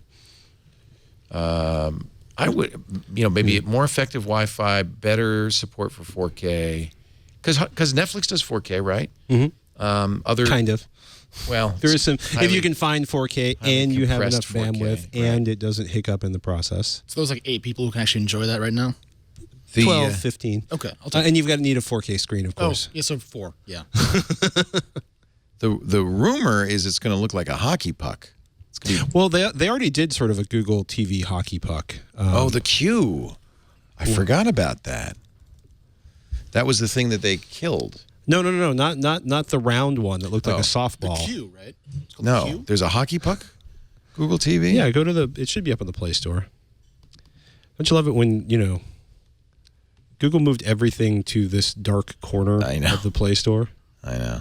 So here's leaked images of the new Chromecast, which makes it look like, I don't know, something really bad. That's not very attractive at all. Natali, do you use... Well, but the point, and the funny thing is, I don't even know why they do colors, because really the way it works, you put it in behind your TV. You're not supposed to see it. You don't ever see it. That's why it's so small.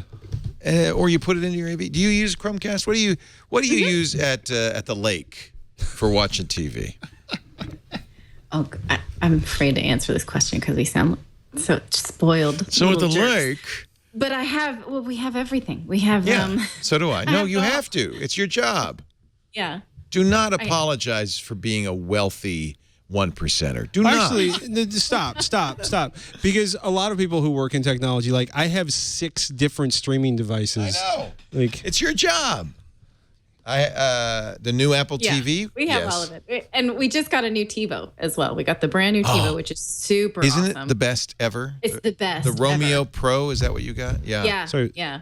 Yeah, that's it. The Nexus Player. I know what you're talking about. That's been around for a while. We also have a Chromecast, and we have a Roku, and we have Apple TV as well. Which one do you use more? Or what is even the thought process? Roku a lot. Yeah, Roku's pretty awesome. The apps on Roku are really good, and it makes it easy to get exactly where you want to. Whereas my kids, they really want to watch Netflix, or they're now really into Star Wars Rebels, and that's on the Disney XD app on either iTunes or Roku. So yeah, it just depends. Do you think for kids, Roku's the best choice? My son really can. He just turned 5, and so my daughter's 3 and my son is 5, and he can navigate that remote really well. Wow. Yeah. That's easiest for him. Just a few years before you're going to be shouting, hey, can you get in here and like Ozzy? Right. Sharon, where's the remote? I think a bigger problem is if you already have a bunch of content in iTunes, or if you already have a bunch of content on the Play Store, if you already have a bunch of content on Amazon Prime. For us, that's the bigger problem.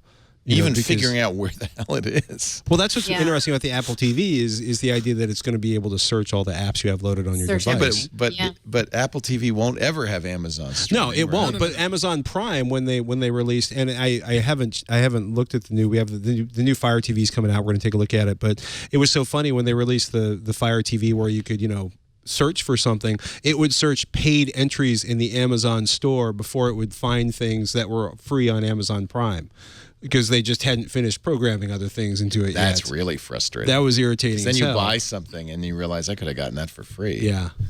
Yeah, That's but really then it'll be interesting to see if our kids can use Siri on the remote on the new Apple TV because my kids they try to use the Amazon Echo a lot, and they just still have like baby voices, so they'll say, So it can't understand Alexa, My son always wants to hear this specific song by the Flock of Seagulls. It's called Wishing, and he goes, Alexa, play Wishing by Flock of Seagulls. And she just doesn't understand. I'm sorry, little so one. cute. I have no idea what you just said. Boy, I feel old. If your child is listening to Flock of Seagulls, I feel really old. No, we just try and give them You're good kind of parents. That's what I think. Yeah. anachronistic musical background. Yeah, excellent parents. Next, they're going to be listening to Tangerine Dream. Nah. So Well, my husband last year was so over Frozen because it was everywhere that he sat my daughter down and he was like, you're going to have to learn a little band called the Beatles. And so she was so tiny and she would go over when she was barely 2 years old. She would push the little button on our like speakers. Is this a Beatles? She was like, she just loved the Beatles. You know, you can ask Alexa to explode. Have you done that yet? No. Don't tell Miles about it. You know what's funny is that counts Alexa down. can search the web. Yeah. So when we first got it, we said, Alexa, who is Clayton Morris? And it knows who he is because he's a public figure. Daddy's but then famous. the kid said, who is Natali Morris? And it does not know because I'm nobody. And my kids were really upset about it. Like, how come she doesn't know mommy? Yeah, I really love the idea of talking to stuff. The thing I'm most excited about the Apple TV, we'll see if it works, is you can say, what did he say? Right. And we'll go backwards 10 seconds, and we'll replay the last 10 seconds. I need that so bad. Are you going deafly? Why don't you just use subtitles? Well, that's what it does. It actually turns on as I don't want to watch subtitles the whole time. But if you say, what did he say? It rewinds, turns on the subtitles for 10 seconds, and then you can watch it and read it, and then it continues on as if nothing happened. And then it turns the subtitles off? Yes. That's kind of cool. That's awesome. Yeah. I would definitely use Tell me you young people with perfect ears haven't done that from time to time. I'm not You going need that for Game of Thrones. Like, You what young the people. heck? Yes, all the time. Yeah. Well, I mean, I live in a tiny little Craftsman, so if the kids are asleep, we can't really listen to anything in a normal volume. So I've been watching stuff for the last 2 years with subtitles, and I don't enjoy it nearly as much as watching it with the actual volume up. Somebody said if you say buffalo 7 times, something happens. Isn't that the longest sentence that actually is English correct using one word? What? Buffalo, buffalo, buffalo, buffalo, buffalo. Because there's buffalo, 7 buffalo. different meanings of the word buffalo? I think that sounds right. Chat room, can you help us out? Someone explain this? No. That is obscure. Yeah. It's on Wikipedia, I think. Well, that must be true. No, well, the internet, it's always accurate. Everyone knows that. It's never been wrong ones. I'm going to paste buffalo in 7 times. 5, 6, 7, and see what happens. Yes. Bison engaged in a contest of dominance. That's what it means. Because the bison is a buffalo. I don't know. Yeah, it's a grammatically correct sentence. It's an example of homonyms and homophones. Teach this to your kids. The city of Buffalo, the noun buffalo, the verb buffalo. So you'd have to know what each buffalo is. from buffalo. Buffalo. Can you shuffle off to Buffalo? Buffalo. Now we're just saying the word too much. What? Who thought this up? Like, who sat down and was like, I know, I got it, guys. We're going to use buffalo and read a sentence with it. Because they must have had a lot of time on their hands to think this up. Like, who wrote this article? The Wikipedia page is longer than the Bible. Okay, I'm sorry. I'm getting distracted. Are we doing a show or something? What's going on? This week in grammar. Yeah. It's all about the punctuation. Or lack thereof. All right. What happens if you say Beetlejuice 3 times? I don't know. Buffalo, buffalo, buffalo, buffalo, buffalo, buffalo, buffalo. Or Bloody Mary. What happens then? If you say Bloody Mary in the dark, Yeah? she appears. Hello. Did you just say it once? No, you have to say it in the mirror 3 times. I think. I don't know. You guys know the urban legend, don't you? No, I don't. This is a revelation. Okay, Really? turn the lights down. Natalie Morris is going to tell us some ghost stories, ladies and gentlemen. It's because going to that's be what you the highlight of the show. Go ahead, Natalie. Heck no. That was your moment to shine. I think she thinks. I'm up here alone in my attic. Over my shoulder, I will pee my chair. Natalie, behind you. I think you're. Oh my God! It's in the house. It's coming from inside the house. So mean. I'm sorry. We shouldn't say that. The children are inside the Somebody house. in the chat room says if you say Donald Trump 3 times, he gets elected president. Oh gosh, don't say it. Silence. No one But don't you? Don't you want to know what's going to happen? No. Don't you? No. I'm just. You guys zoomed in behind me, looked like someone was here. We're creepy. We're creepy that way. My sister has never forgiven me for locking her in the bathroom and saying Bloody Mary. She swears she saw something, and it's supposed to be a real thing. Oh. I wonder. I'm not even going to Google it. Actually, I'd be too scared. Doesn't Clayton like really into ghosts? Or is it, yeah. or is it he's you really too? No, he's really into the. Yeah, we're both very into like. Does he believe? Do you believe in ghosts? Oh yeah. So you think that actually Bloody Mary could show up? I don't really believe in nefarious ghosts anymore. So only like Casper the Friendly Ghost? No, I believe in the afterlife and sort of. Well, that's like, not right at all. But I don't believe that, and I believe certain spirits sort of get stuck in certain places. But Clayton goes ghost hunting and stuff, right? He's actually going. For some reason, Siri just turned on. I didn't. Bloody Mary! Do you have an axe? Like, yes, I'm here. He's going ghost hunting with the ghost hunters next week. Yeah. Somewhere eastern. Will it be on TV or is he just going with him? No, it will be on TV. It'll be on Fox and Friends. Oh my God! Bloody Mary is hovering over your. Don't look now over your right shoulder. It's Bloody Mary. Oh wait a minute, that's the good kind with celery. I'm actually for these things like they really do sort of creep under my skin. Okay, I'm sorry. We'll move on. In fact, the best way to get the scary flavor out of your head is to have a nice fresh taste in your mouth. Something like FreshBooks, maybe. There's nothing like having billed your clients in an easy and simple manner that just cleanses the palate. That was the worst segue I've ever heard on Twitter. That was literally. Hang around longer. We can do worse. I thought it was the best. FreshBooks is a great, simple cloud accounting solution. It is. That if you're a freelancer, as many of us have been, yes, and I have been. In fact, I discovered FreshBooks when I was going to Canada every month, billing Rogers in Canadian dollars. I was doing it in Microsoft Word, and then I had to send them expenses. It was so painful.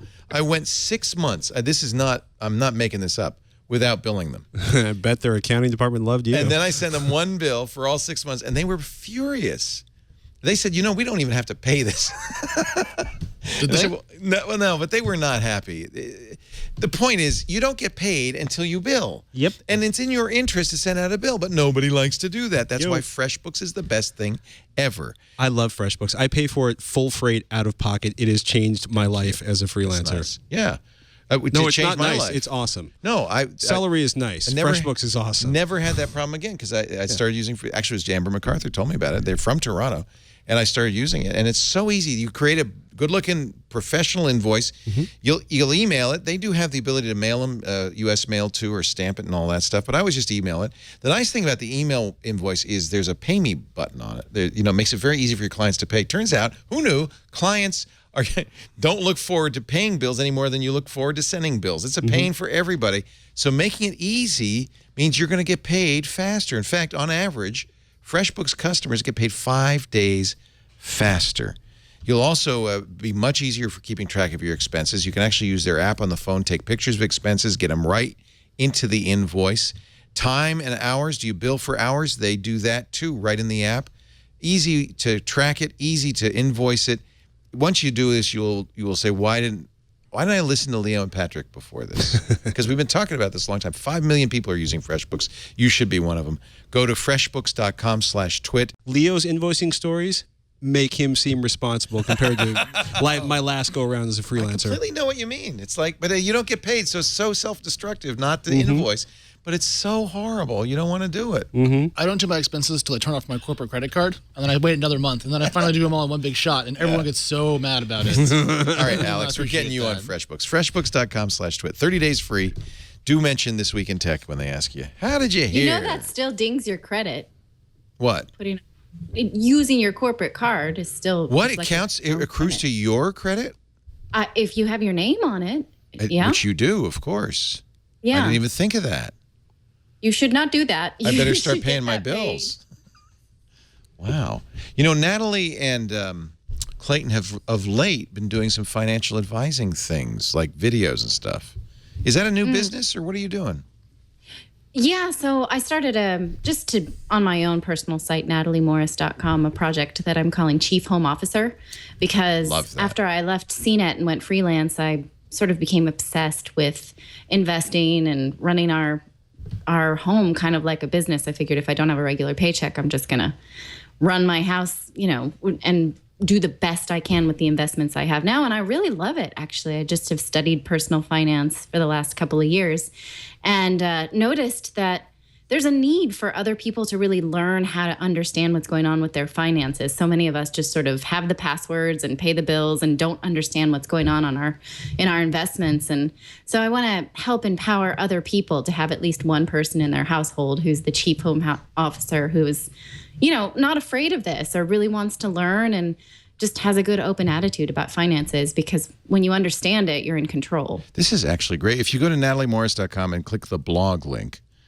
you got to make it easier to find Natali, because there's really good stuff in here. I have a contest up on 99 Designs right now for a better designer. Another sponsor. I love it. Oh, are they really? Yeah, of course. I love it. I didn't know that. Yeah. And I'm not happy with, I like the homepage, but the other templates, I'm not very, and I don't have a very artsy eye for this kind of thing. But yeah, so I'd like to sort of brand it a little bit more. And I really love writing, so I'm enjoying it a lot, and I just would really like to make this something that people, because chief home officer is a marketing term that marketers use to target the person in the household who makes the financial decisions. Is the lady of the house at home.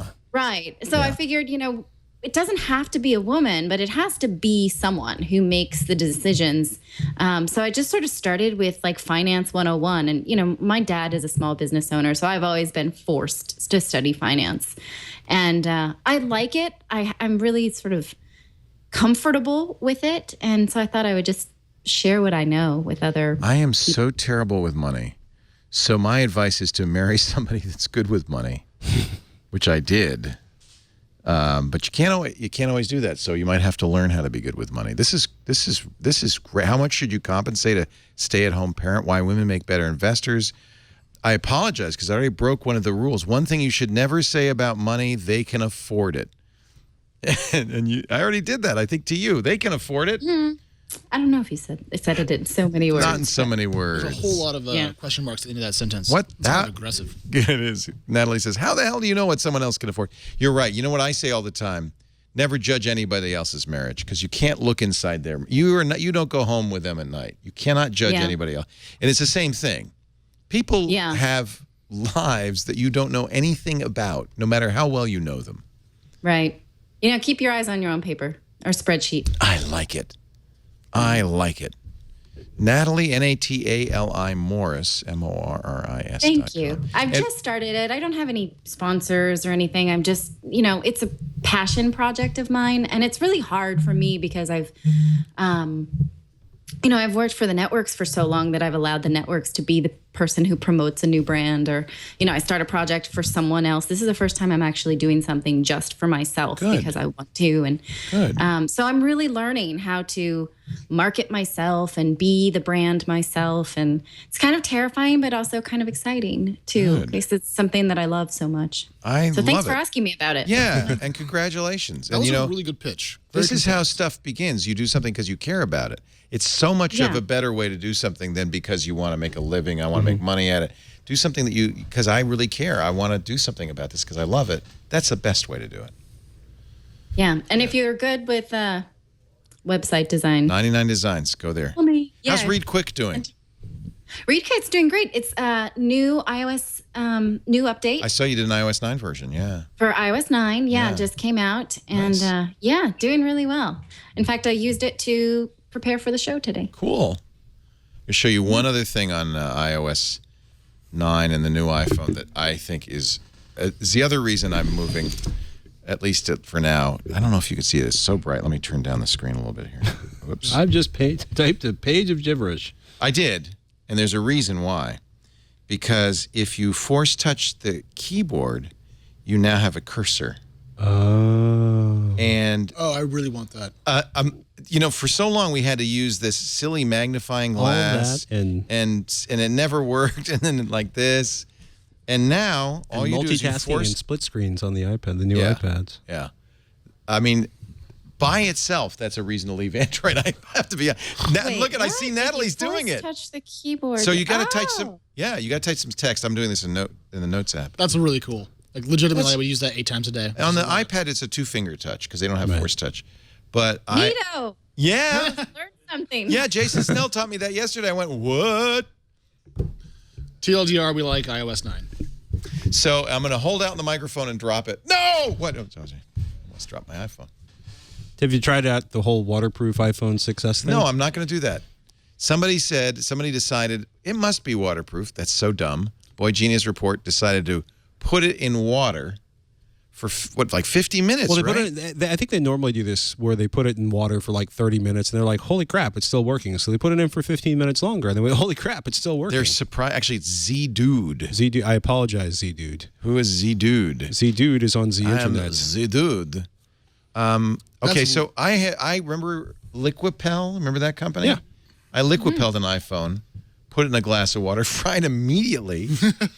I brought it to the guy in Emeryville who does the screen repair. There it is. And he said, I've never seen such a fried iPhone in my life. He said, even your SIM card is scorched. You dropped the glass of water. Yeah, that's the earlier part where I stupidly dropped the glass of water down. We have portholes on the ground where all the electronics go right into the porthole.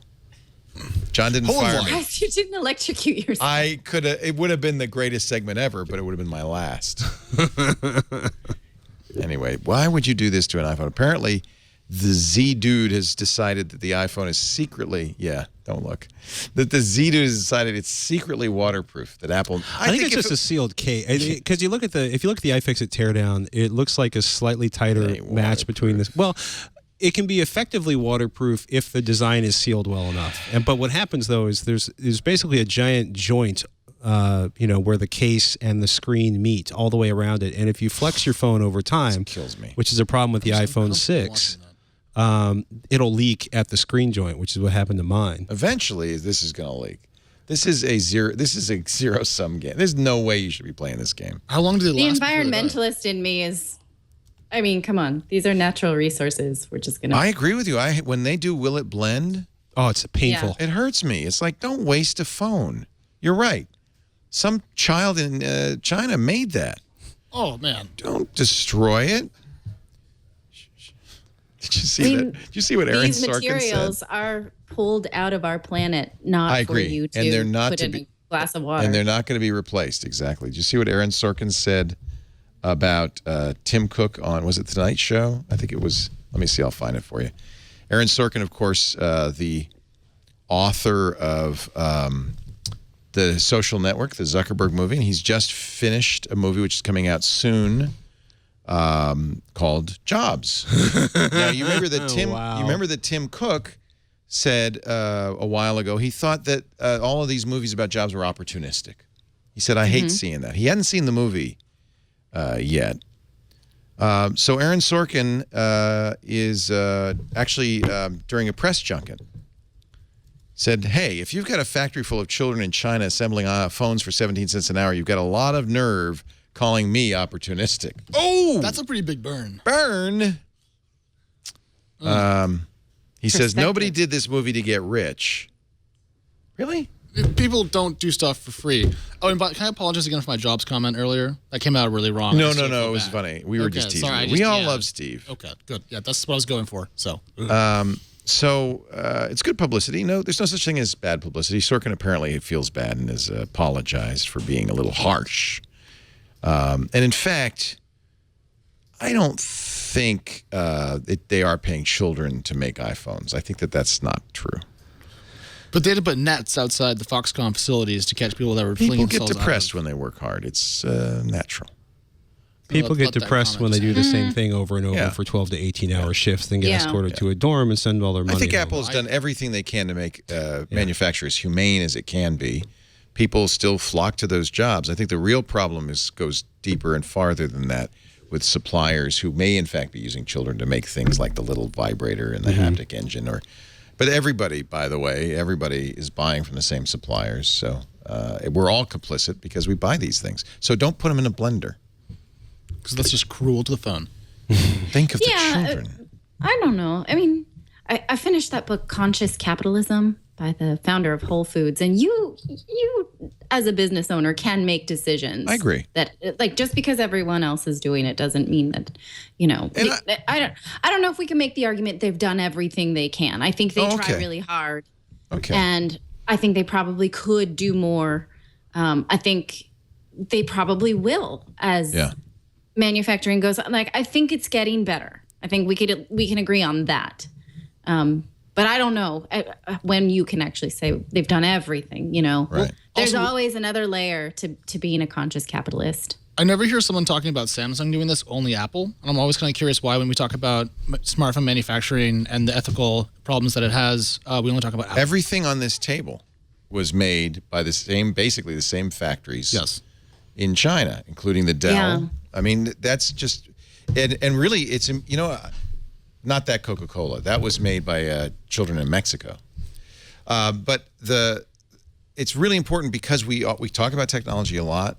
It probably looks like, in fact, it may even be the case that we're kind of encouraging people to over-consume this stuff. So I think you're right, Natalie. I think it's something we should be very aware of. And we have a responsibility to remind people, you know, if you don't need a new phone, Patrick, it's okay not to buy a new one. Yeah, I don't particularly need to be encouraged on that because I'm cheap. Cheapness helps a lot. Frugal. Well, it's also, I mean, you know, there's people who upgrade their computers every year because, you know, upgrading their computer allows them to complete their job faster, which allows them to earn more money, which allows them to, you know, potentially retire and or pay for any of a large number of things. And then there's people who upgrade their computers every 6 months because a new widget came out.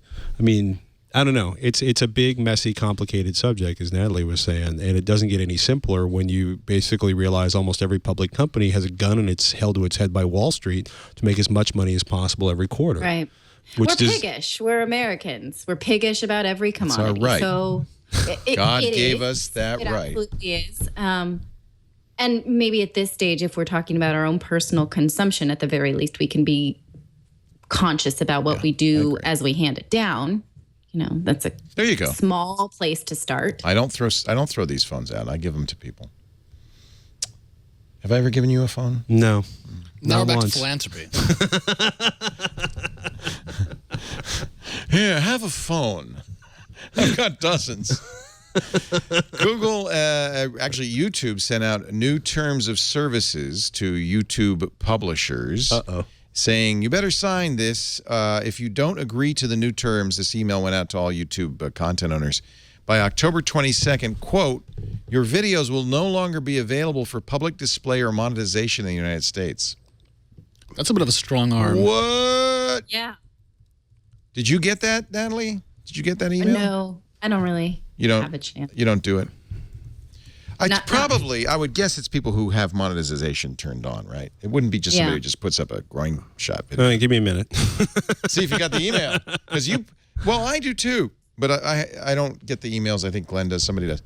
Glenn, have we gotten emails like that? Have you gotten emails like that? So the reason, according to Recode, is a new subscription service is on the way. They were aiming for a midsummer launch. We've missed that date, but YouTube intends to bundle two different services into one offering, according to Recode. They're going to update the music service, YouTube Music Key. That's where you pay a fee and you can watch commercial-free music, which is actually a great idea because that's how my kids watch music. It's for, I think, the 12 to 18 set, probably the biggest music platform in the world. But they don't pay for anything, so I think they're probably just they're 12. You know, they don't have any money. Right. That's actually not true. Actually, a lot of there have been teenagers actually spend a spectacular amount of money. Oh, really? The discretionary. They don't have mortgages to pay. They don't have, in many cases, don't have car bills to pay, car insurance, health insurance.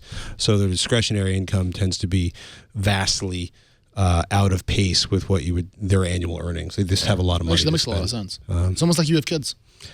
He's getting ready. He's saving up. It was one of the teenage years. I saw a panel several years ago, and this venture capitalist basically had a bunch of teenagers he brought on to explain like what they do with their phones and where they spend their money. Yeah. And you know, there was also one of those. It was about 30 minutes after somebody just said like, you know, and a lot of you are in there realizing that your exit strategy is to be bought by Google or another large company, and all these like literally, if you counted like, you know, duck, duck, goose, every goose sank down into their seat because like, oh my God, they know what my business plan is for my obscure startup that has a subset of a product feature.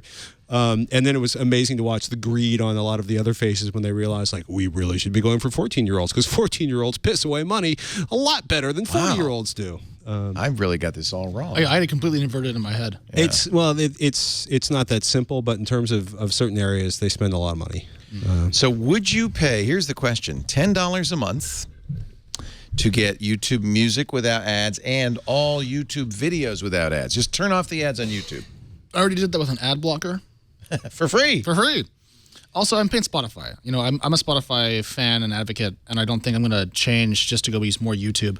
Honestly, I don't see a real compelling reason to jump ship, as it were. You know, I do an ad blocker too, and that's why I started using Google Contributor, which is a very interesting idea. Google, who of course puts most of the ads on websites, on the internet, with their Google AdSense platform, they offer a thing where you can pay up to $10 a month, which I pay, not to see Google ads.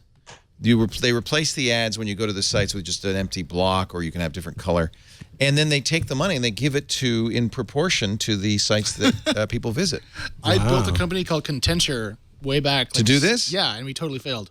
Well, you weren't Google. No. They have a little more money and influence. It also, because they run the biggest ad network. Yeah. No, this is killer. And I think they're responding to this whole ad blocker thing. They're saying, if you want to be an ethical ad blocker, why not kick in $10? Oh, now I feel guilty.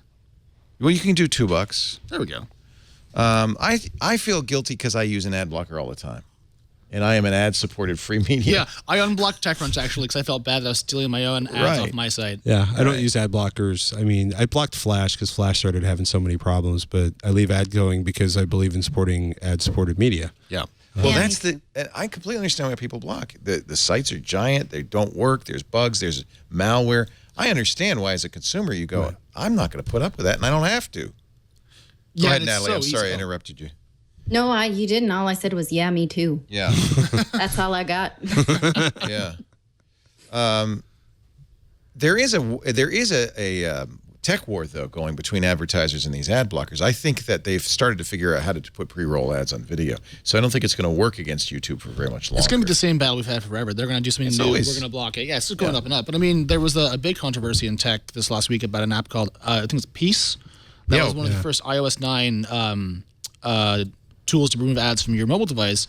And the guy shot to the top of the App Store, made a lot of money, and then he actually took it off the App Store. And I believe Apple's actually refunding all the money because he didn't feel, again, to your point, ethically okay with that. And it was an interesting moment of like, what's fair? And how can you disassemble someone else's work and still be inside the realm of good taste? You're talking about, of course, Marco Arment, who was one of the guys, the first programmer at Tumblr. He wrote Instapaper, which a lot of you have used, sold that. He's written Overcast, which is an excellent podcast app. And he did make Peace. It was #1. He could have made a lot of money. Apple does not have a history of refunding people's money, but apparently they thought this was a big enough deal that they did. That's what began this whole ad blockalypse conversation, was Apple announcing that iOS 9 was going to allow ad blockers. You still have to download it. And they were going to allow ad blockers. But what maybe is more important to point out is they only block ads in Safari, mobile Safari. There's plenty of ads in every app, including Apple's own iAds.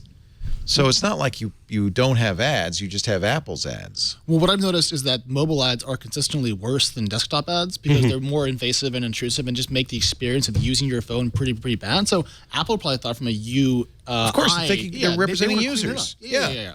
Which is somebody, I think it was probably Renee Ritchie who told me that you got to understand the Safari team is the Safari team. They want to give people the best Safari experience possible. There are other people at Apple and other companies that sell ads. Right. So it's not like it's a monolith. And I think it's reasonable to say, hey, we want to give people the best possible experience on Safari. And I think that's what Apple did. But I don't think the I don't think the fat lady has. Can you imagine the Apple cafeteria with the iAd guys right next to the Safari team, and they're kind of just glaring each other down? They like, throw why food are at you each doing other. this? Yeah, no, I would say that for sure. So that's what YouTube's considering: $10 a month, no ads in your videos.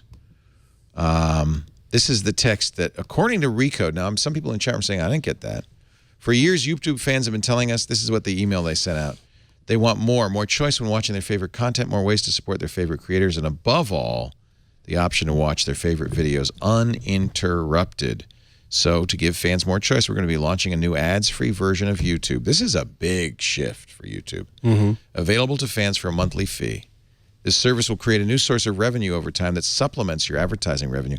Frankly, if everybody did this, you would be making a lot more money, I think. I mean, I don't think most people get much money from YouTube at all. Most people get almost no money from YouTube. Yeah, you have to pennies. you have to have a staggering amount of volume to make you know, a lot of money. We had Natali, Dawn, and Jack Conti from Pomplamoose perform on Screensavers, new Screensavers yesterday.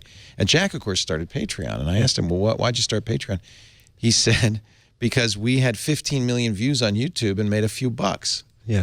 And it doesn't, you can't live off of that. He spent like $6,000 or $7,000 building like a spaceship in a barn for a video shoot, got millions of views, got a check for $300, realized he was $6,700 in the hole, asked his audience, who he thought was amazing, like what he basically said, I want to keep doing videos, but I don't have this money. And they helped pay off, you know, the money he had spent creating it. And that is the origin story of Patreon, which obviously I'm a huge fan of Patreon. Absolutely. Because they're the primary way we support Tech Thing. Our audience supports Tech Thing. Yeah, it's fascinating because Jack scratched an itch. Pomplamoose is one of the best bands ever. They deserve to make lots of money. They weren't. He's doing great with Patreon, and he's done a great thing for the internet community and for creators like you. Tech Thing is on Patreon. Yes. So go support them. Thank you. I think we may be moving, at least, and with this YouTube thing, into the world where people kind of accept the idea, or contributor, that we want content. We don't want these ads. We might have to give, fork over a little money. If people did this in great numbers on YouTube, $10 a month, it would be, I think, a lot more revenue for YouTube creators. I would bet. Depends how much YouTube keeps. One thing I don't think people understand until they do a lot of video is how hard it is. Yeah. And so they may presume that, it's just video. You throw a couple cameras down, take some shots, whatever. I've been watching television my entire life. Right, how hard can it be? I know all about it. And when you come actually here to the Brick House or our studio at TechCrunch, and you look at the amount of work that goes into even making really simple videos, because they're just hard to do, right. I think you people better understand why kicking in some dollars would be great, because the costs associated with video are just much higher than written word by a factor of like 25. Yeah, but we should point out YouTube is strong-arming people, because as this email goes on, you have to agree to the new terms that allow this. And if you haven't signed by October 22nd, your videos will no longer be available.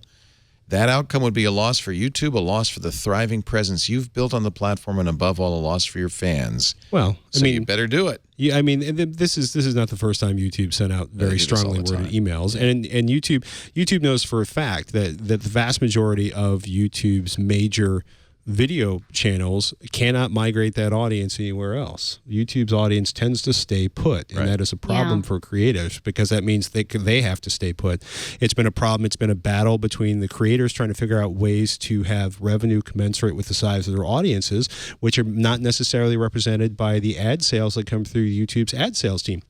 So they go through outside ad sales team. They go to, aggregators and third-party content groups who sell ads into them. And the big one was, product placement in ads. And, Google kind of did the nuclear option a few months ago, where they said you can't do you can't do a full screen for a product unless it comes through, unless you have an agreement with us, or it comes through our ad department and we get our 50% cut. Period. YouTube is desperate for a revenue stream, and they are going to get it one way or another. By hook or by crook. But I mean, when YouTube was purchased by Google for, what was it, $1.65 billion back in the day, they were scaling so fast, they were losing more money consistently because their audience was exploding. Right. And so they kind of had to find Google as a safe harbor, but that doesn't mean Google immediately turned it into a very profitable property. I don't think they break out its KPIs or other metrics in their earnings. So I don't know.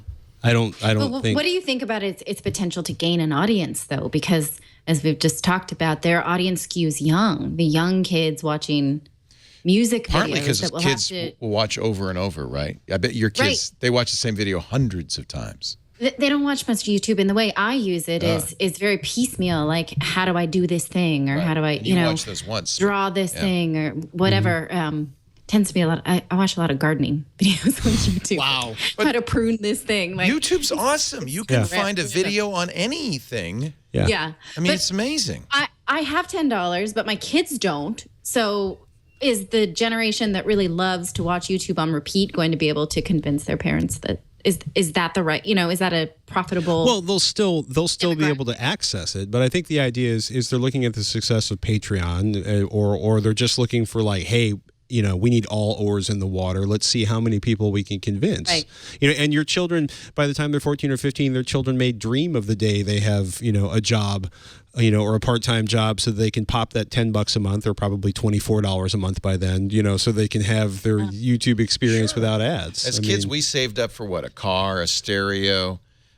Kids will have different, priorities as they're growing up. Your kids will be saving up for their YouTube fees. But we should keep in mind that YouTube is doing more work with streaming content, and Twitch, which Amazon bought, has long had a feature you can subscribe. Live stream. Exactly. So I'm curious if there's a connection between the two different product lines and how YouTube is expanding how it approaches video. Yeah, probably makes that better for both. And what are you going to do if you're a YouTube content creator? You're not going to Vimeo or Yahoo. You're just stay. You're going to make it work. Yeah, I mean, people continue to try, but I don't think anybody's ever leveraged a double-digit. You know who the only threat really is Facebook. They haven't created a platform yet, but if they decided to go all in on this, couldn't they? I mean, they've got the audience. That's the key. Is you got to go somewhere where the audience. Well, like the audience is part of it, and Facebook's audience is huge in a lot of ways. The audience is part of it. People being comfortable watching video on Facebook is part of it, and then there being an actual revenue stream is part of it. One of the reasons I wanted to get an iPhone is because I wanted to use Facebook mentions so I can do live streaming. If you are a verified user on Facebook. Have you played with this at all, anybody? I just got verified last week. I haven't had a chance to. So I can, it's got a special app, and I could do it right now. You can do it ahead of time. You probably should do it ahead of time. So live video on Facebook. Describe my live video. Behind the scenes at Twitter. It makes me wonder why I spent $1 million building this studio. On a studio. All you needed was an iPhone. They didn't have that back then. Because you're a gift, Veblen good. 2, 1. Broadcast failed. Something went wrong. Well, thank you very much. Good night, everybody. It's been real. And that's why I built the studio. All right, let's take a break. Some final words and some numbers that will surprise you coming up in just a little bit. Citrix GoToMeeting, our sponsor for this portion of This Week in Tech. My recommendation, stop traveling. Stop spending a lot of money. Stop bugging your clients by making them take you to lunch or making them go to lunch with you. Meet your clients and your coworkers online with GoToMeeting. You'll save time, you'll save money, and you know what? Your clients will prefer it. And what's great is it is a smarter way to meet. It started with screen sharing, so you could fire up that PowerPoint presentation and show it to them while they're on the conference call. It's gotten so much better over the years. Now you can meet from any computer, any tablet, your smartphone.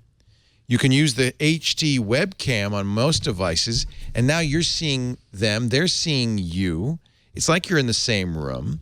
There's nothing like it. GoToMeeting. You want to use a platform that's mature, that's been time-tested, and that's improved over the years, and these guys are always putting the energy into making GoToMeeting work better. GoToMeeting.com. Best of all, go there right now. Click the Try It Free button. You got 30 days free. You'll be having your first meeting in minutes. It's that easy. It's that fast. GoToMeeting.com. Citrix GoToMeeting is the product for online meetings. Try it for 30 days, then you tell me. GoToMeeting.com. Okay, quick quiz, pop quiz. Which is more dangerous, sharks or selfies? Shark selfies, yeah, we'll go with that. Shark selfies, very dangerous. But it's not just shark selfies. Apparently, people like to take selfies in stupid situations. This I became aware of this last week when a tourist at the Taj Mahal started taking pictures of himself. 60-year-old tourist, is selfie, fell down the stairs, killed himself. Turns out, shark attacks have been far less dangerous to travelers in 2015 than selfies. Humanity is doomed. There have been 8 confirmed shark-related deaths this year. There have been, wait a minute, I think we just got number 16, selfie deaths. People stand in front of trains. They reach out over bridges. They do so many stupid things. It's gotten so bad that in the European Union, they've proposed the criminalization of selfies on landmarks. Oh, my. Look at this. I can't believe this is true, but this is from Condé Nast Traveler. It must be. From the Russian Ministry of Interior, from a Russian safe selfie campaign leaflet. Things not to do when you're taking a selfie. Don't get on the train line. Don't try to do it in an outboard motorboat on the back of the boat. Do not do it with wild animals. Do not do it while holding a gun. Do not do it while trying to climb on your roof and hold an antenna. Well, they missed the most important rule of selfies, which is just don't. Don't! Oh, but have I mentioned that selfie, they're now in the iPhone 6. You were obsessed with the new phone, Leo. Like, this is the 85th interruption to the show. You'd be like, look at it. You know what I'm talking about, Natalie, right?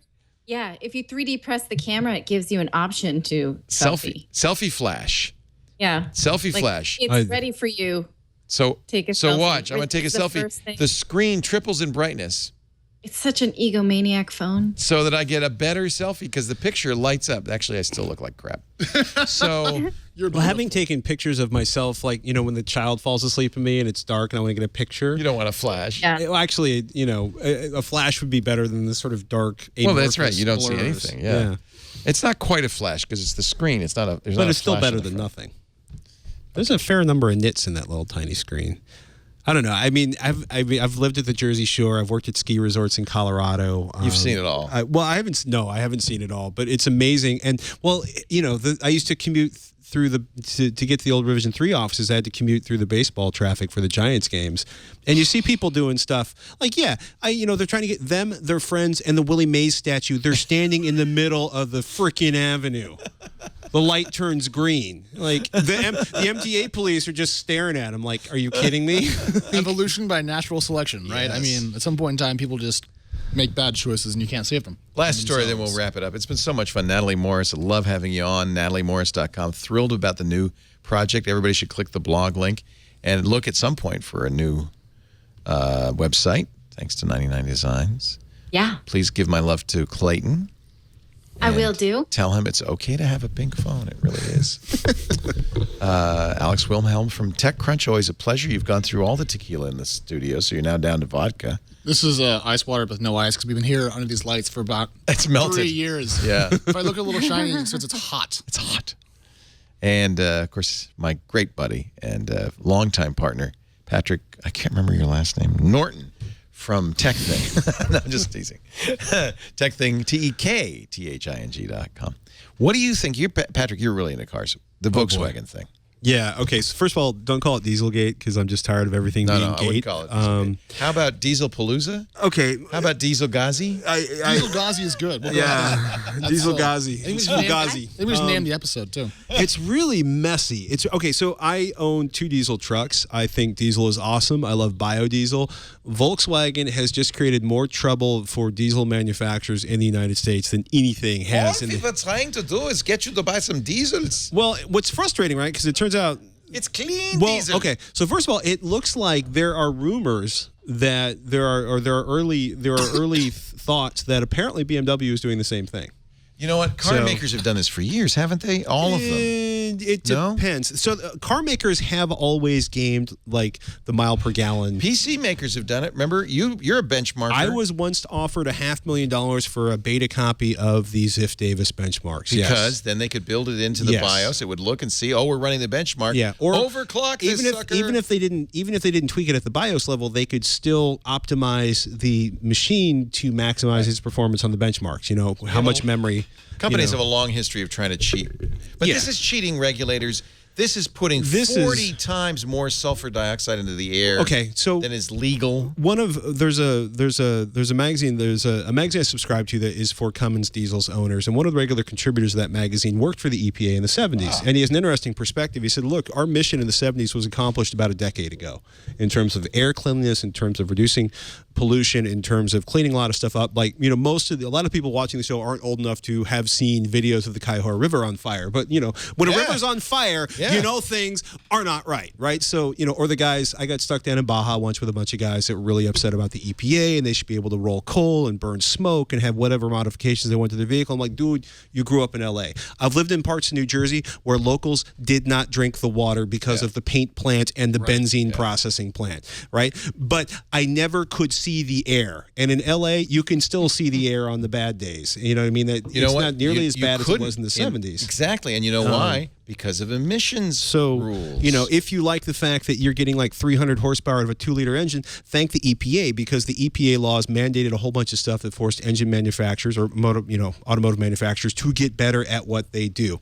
All of that aside, Volkswagen basically, they put in an algorithm that looked for a combination of settings that indicated the vehicle was being tested for smog, and then put on all of the smog correction. And this is very critical for Volkswagen, because Volkswagen said they could meet smog emissions with their 2.0 liter engine, with the TDI diesel. A so-called clean diesel. Yeah, without having additional. It's pretty freaking clean, even at 40 times the emissions. Yeah, I mean. Yeah, it's better than your Cummins. Yeah, but I also burn biodiesel in my Cummins, my Cummins, and my biodiesel is made. You coming in your Cummins. No, I don't. There's no smoke coming from my Cummins. Really? I find it's not belching black smoke. No, people who belch black smoke from their diesels are people who like to burn money. I am not a person that burns money. That is burning money and wasting power, and it may make you think your masculine organisms are larger and more a diesel functional in some way so it doesn't puff smoke. Yes, you just have to have enough oxygen coming into the engine to burn the amount of fuel you have. Like most of the stuff where people are rolling coal, it's for effect. You know. Right. But the thing with so it's called rolling coal. That's what people call it. Are you from the South or something? No, he's from New Jersey. It's very similar. It's the trucks, right? The trucks. Yeah, with the bike. Yeah, that's called rolling coal because it looks like a big old. It looks like a steam train. West Virginia coal mining. Yeah. Okay. Yeah. But I mean, you know, so. I'm amped up about this because what Volkswagen did is they just gave the EPA an excuse to be really, really, really aggro about emissions with all the manufacturers. The EPA has basically said they're going to start spot checking automobiles. So there are going to be federal examinations of automobiles around the United States. Is this going to be like they're going to pull me over and they're going to do exhaust tests on me? Or is this going to be like we are going to go to dealerships and randomly inspect untested autos? I do not need to be stopped by the EPA. Traffic is complicated enough in the Bay Area as it is. The BBA has a witch hunt, you know, and to a certain degree, the California Air Resource Board already has a witch hunt on diesel because they believe that the particulate matter from diesel offsets any of the other diesel benefits, and particulate matter can be tied to cancer, not unlike, you know, breathing in gasoline fumes and everything else. But so there's a lot of things stacked against diesel in the United States to begin with, and now Volkswagen Volkswagen's also screwed itself because a vast number of people who bought TDI vehicles were like, I want something more exciting than a Prius. I want something that's more interesting. I want something that's more fun to drive. Probably why they did this, right? To make it more responsive, better fuel mileage. Yeah. So what it turns out is that Volkswagen was not meeting the emissions, or, you know, we don't know. Nobody's done any thorough testing on this, so we don't know. Partly because of the DMCA preventing anybody from that's a whole nother. That's a whole nother. That's like a 2-hour conversation. Right. Yeah, that's the entire. That's like a 4-hour triangulation. But for a year they denied they were doing anything. They finally said, yeah, we were doing it. You know, so what happens is, you know, and the thing that also has me really pissed off is GM knowingly enacts, you know, basically refused to acknowledge a problem with the ignition switches. It's tied to the deaths of 120 people, writes a $900 million check and walks on a year when they made like $3 billion. The upside, the high side of the potential fines based on the, what is it, like $34,000 per vehicle is $18 billion for Volkswagen. Whoa. Is Volkswagen going to pay $18 billion for, you know, for 500,000 car violations? No. What's going to happen is they're either going to retrofit them, which if they're lucky they can do in software, which may not be possible, or they're going to have to do a urea system to It's not just in the U.S. They've been doing it all over the world. Right. There are 11 million cars. It's not. The cost could be as much as $41 billion. Yeah. But that's like just to retrofit. I'm not talking a fine. Well, and that's just we don't know what they can retrofit. They don't know what they can retrofit. Are they going to have to retrofit a urea system to make it compliant? Nobody knows, but it's a mess, and the EPA is going to be looking at a lot of stuff right now as a result of this. It is a mess. They had nearly 200 billion euros in revenue in 2013, and they sold about 10 million cars a year, according to this data. So, I mean, even if they got the full fine, it wouldn't kill them. But I mean, I can't imagine anyone writing a check at that scale. It's already cost them their CEO. Who the CEO's out. And quit. The CEO has fallen on his sword. We don't know. They cannot sell diesel cars in the United States. They've stopped selling diesel cars in the United States until they have a fix for this. And I have to imagine other diesel cars from other manufacturers are in trouble as well. The problem is most of the other manufacturers were using Blue Tech or whatever urea-based technology There's lots of ways to eliminate the emissions that are the issue. Volkswagen said they were doing it without the addition of like a urea subsystem or something like that, or what I affectionately refer to as cat squeezings or cat piss. So it wasn't a question of them turning off emissions and rolling coal. They didn't even have the capability to do a cleaner. No, they basically they were. It turned everything on for emissions when it thought it was being smog tested, and if it wasn't being smog tested, it sort of But they leaned could back have used a cleaner engine. They didn't. Well, yeah, but they felt, they could have used it. And the other thing is what I don't know is why they did that. Do they gain 10% horsepower? Do they gain 5% horsepower? Or do they gain 30% horsepower? It's a really curious question. What was the net gain for the damage they caused overall? Well, they sold 11 million diesel cars that might not have sold at all because people have such a bad impression of diesel. They would have the sold. Well, the thing is, trucks is one thing. You're going to sell diesel trucks. Diesel. I mean, basically, Oldsmobile killed diesel in the U.S. I mean, diesel was much cheaper in Europe, and vastly cheaper compared to gasoline in Europe, and that's part of the reason why diesel is so popular in Europe. And then when the fuel crisis hit in the 70s, Oldsmobile retrofitted a bunch of basically what it amounted to they retrofitted a gasoline engine design to work as a diesel, and it was a horrible mess. It was a nightmare. And that single car did more damage to diesel automobiles than anything else in the United States. I don't know. Anyhow, I'm a gearhead. Sorry. It doesn't show at all. Well, what's the bottom line? Well, obviously Volkswagen did wrong. It's going to hurt diesel as a. There's a certain percentage of Volkswagen's customers will never come back. They will sell their cars at the first opportunity. Yeah. They will never come back because their trust has been violated. Yeah. I thought I had a green vehicle. I thought I was as cool as the guy with the Prius or the Tesla. Nope. And they lied to me. And they lied to me. And they're never going to get them back. Yeah. I have a Volkswagen. I drive. But you don't have a diesel. I bet you have a gas. No, I wanted one, but I couldn't find the one. I drive an Audi, but it's a gas Audi. But I have to admit, I feel like maybe I'm not going to have an Audi next time. Why? I mean, it's going to hurt the brand. Yeah. Because I think it hurts the brand. Yeah, I think it does. You know what their slogan is? Truth in engineering. Oops. Maybe not. Satire is dead. Maybe not. Beautiful images of Pluto. Just going to mention it. God, I love New Horizons. And the moon tonight. Oh, yeah, we have the red moon tonight. Everybody must get, actually, here in California, it's going to be awesome. You'll get to get the full eclipse, Natalie, because you're on the East Coast. We won't get the full eclipse, but the moonrise and the sunrise or sunset are identical times, and the eclipse is going on during the moonrise. So we're going to get an amazing, expect a lot of Instagram shots of a blood red moon hovering above the horizon during an eclipse. And, of course, it's a supermoon. It's the closest the moon gets. It's at its perigee. It's at its perigee. And it won't be, by the way, there won't be a total eclipse of the moon at perigee again until 2033. So, kids. What time is it? What time is the sunrise moon set? Should I show you a website that everybody should know about? Ask Siri. Ask Siri. She'll go, I don't know. It's Photographer's Ephemeris. I love the fact that someone just came up and handed me the entire chart. That's John. He's just that kind of. He's a beautiful human. There's a high level of competence over there. He knows what you want before you want it. Partial at 6:07 p.m., total at 7:11 p.m. for the eclipse, end total at 8:23 p.m., and partial at 9:27 p.m. Chris Marquardt passed this along to me. If you go to photoephemeris.com, you can see this, and they have fairly pricey apps for iOS and Android, but they also have a web-based ephemeris programmer, so you can What is it, ephemeris? Ephemeris is like the tide charts and stuff like that. It's the sunrise, sunset. So you're searching for the magic hour. This is the time you have to have more than that, what you want is not only when it's going to happen, but what the path will be where you are so that you can position yourself to get it just right. So you enter in your address here. I'll put our address, 140 Keller Street, Petaluma. Wait, where do you do that? On photoephemeris.com. Free desktop app. Yeah. And so here's where we are. The path of, I don't understand how to read this, but I will figure this out before tonight, because what you want to do is position yourself so the moon is somewhere interesting, because it's going to be close to the horizon, between buildings or at the top of a road. Oh, to set up a camera ahead of time. Set up a camera ahead of time. Okay, I see. So and you can see exactly what time to do that, and you can see the path so that you can know. Just a completely left field. That's cool. Tip. Isn't that cool? I'm excited. Photoephemeris.com. Thanks. Hey, Natalie, thank you for being here. Hey, yourself. Come back again. Yeah. You're one of the Anytime. smartest people I know, and I always love it when you're on the show. So it's been so long. Come back and we'll get Clayton on too.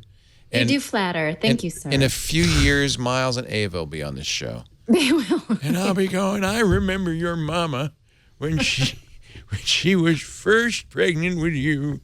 And now look at you. I was in studio even.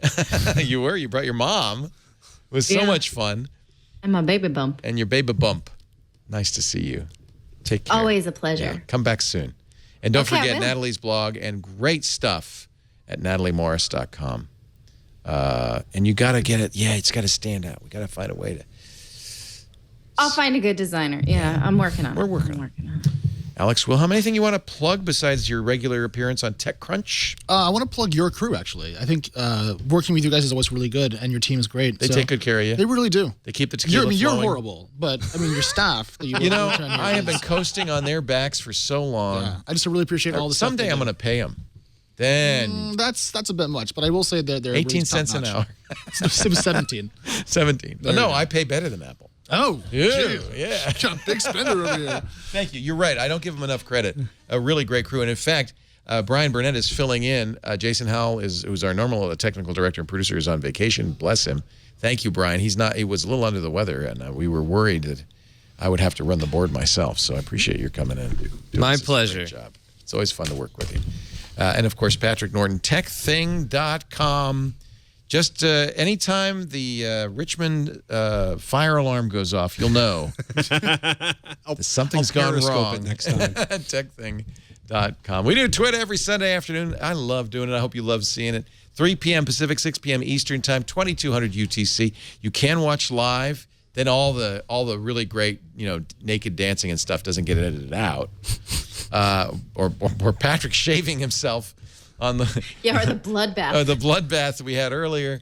But if you can't watch live on-demand audio and video of the show, always available after the fact at our website, twit.tv, and of course, wherever finer podcasts are aggregated, including iTunes and everywhere else.